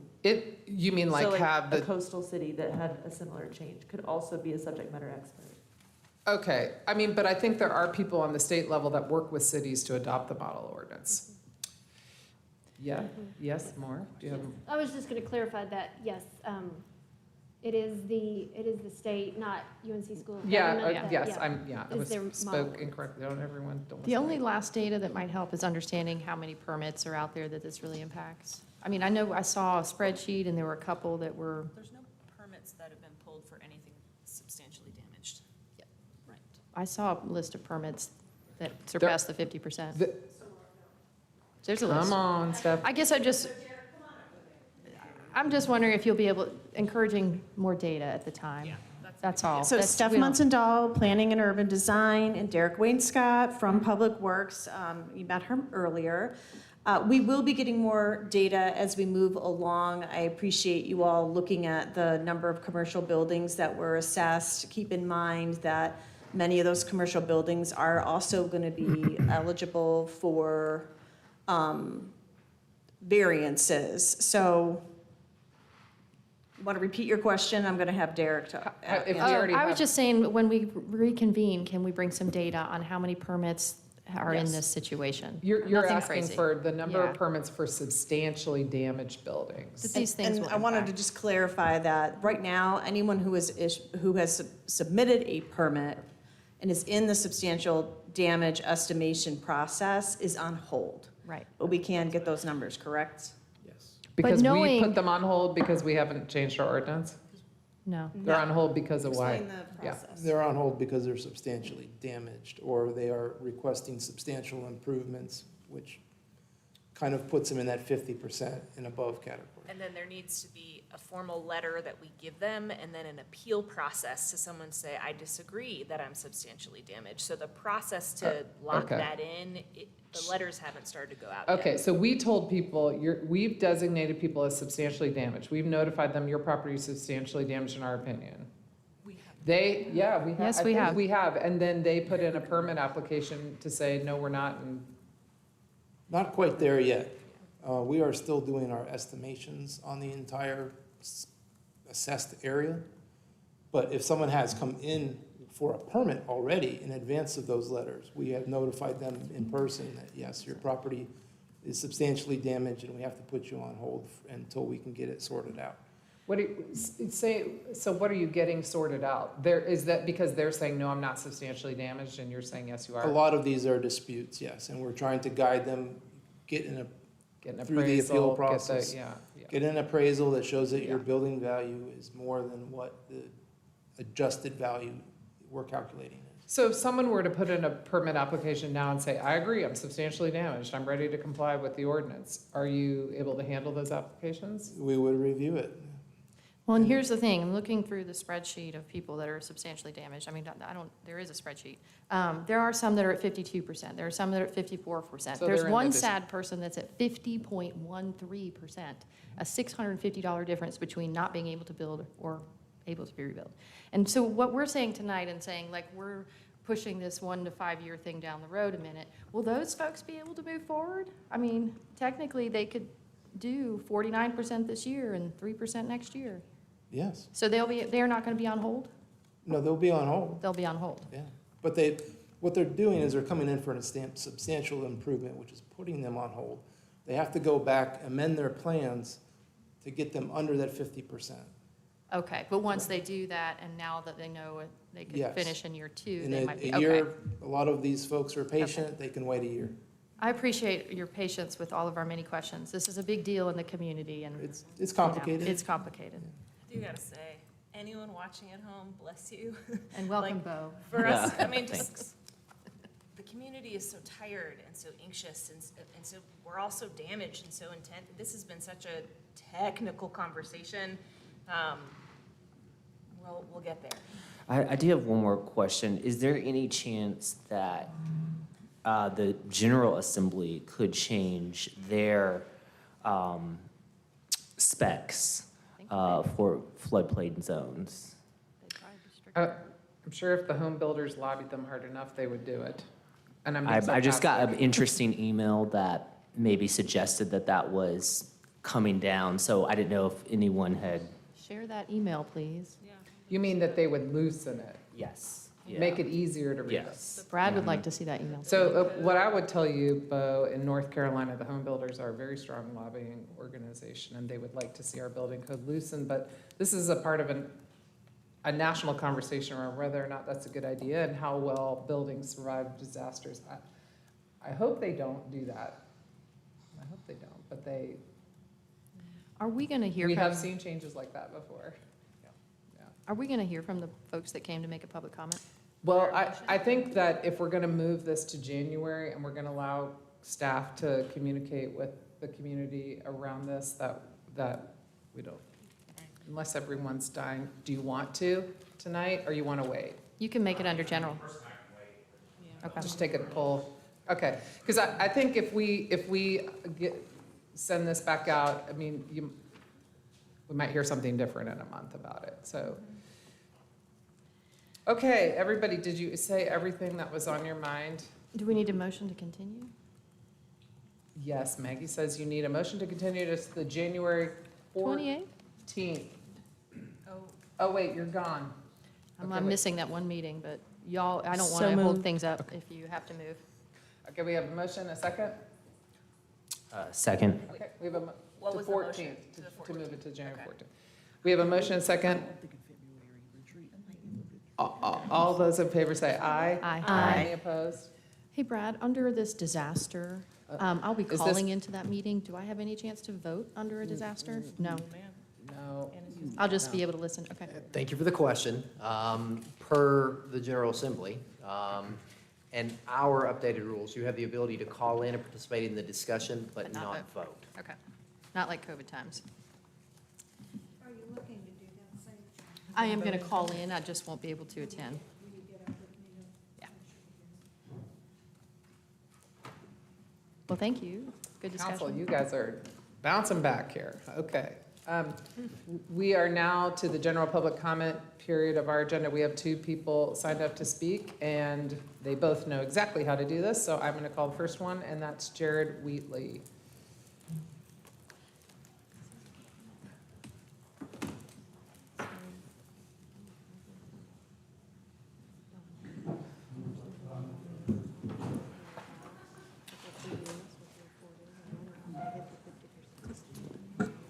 Good evening, Mayor, Vice Mayor. Jared Wheatley, here speaking as a resident of Asheville. It's good to see the new lineup up here, at least a fresh face. What I wanted to speak about real quick was on the pre-agenda briefing. It was addressed that cottage clusters and flag lots are going to come back before this council on February 11th, I believe. And as I think everyone up here knows, I'm a housing advocate. Housing is a human right. We need more housing. We need more affordable housing. We need more attainable housing. And we need more luxury housing, because if we don't have luxury housing, wealthy people will buy whatever stock below them and turn it into whatever they'd like. However, it's also a human right to have culture. It's a human right to be diverse and to live in a community that you feel safe in and cared for.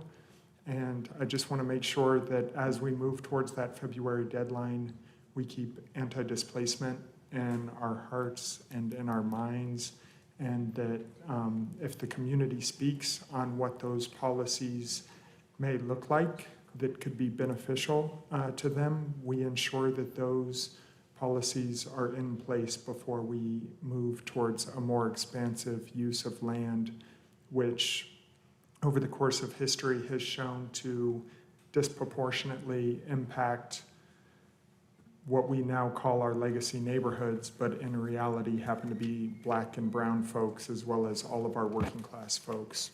So that's really all I had to say. Thank you so much for your time. I really appreciated the nod to the rights of nature and aligning with community input on the last conversation. So thank you so much. Thank you.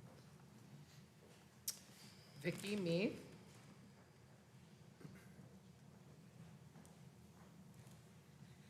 Good evening, Council. I sent you all an email, but I just wanted to come here today to continue to express what I mentioned in the email. I want to talk about transit. I really appreciate that transit has been fare-free since we started up back from the storm.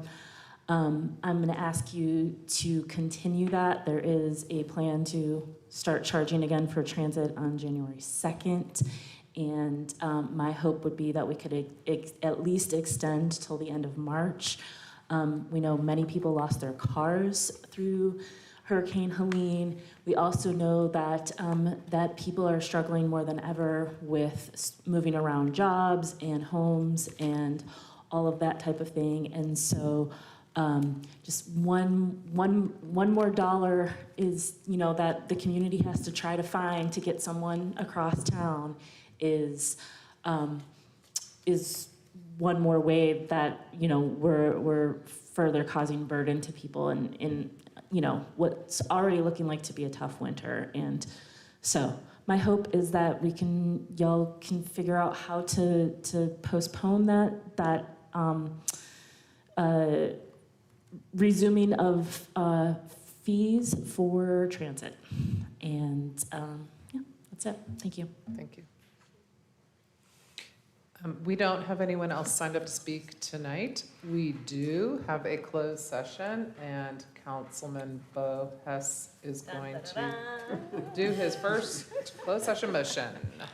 I move that the Asheville City Council go into closed session for the following reasons. 1, to prevent disclosure of information that is privileged and confidential pursuant to the laws of North Carolina, or not considered a public record within the meaning of Chapter 132 of the General Statutes.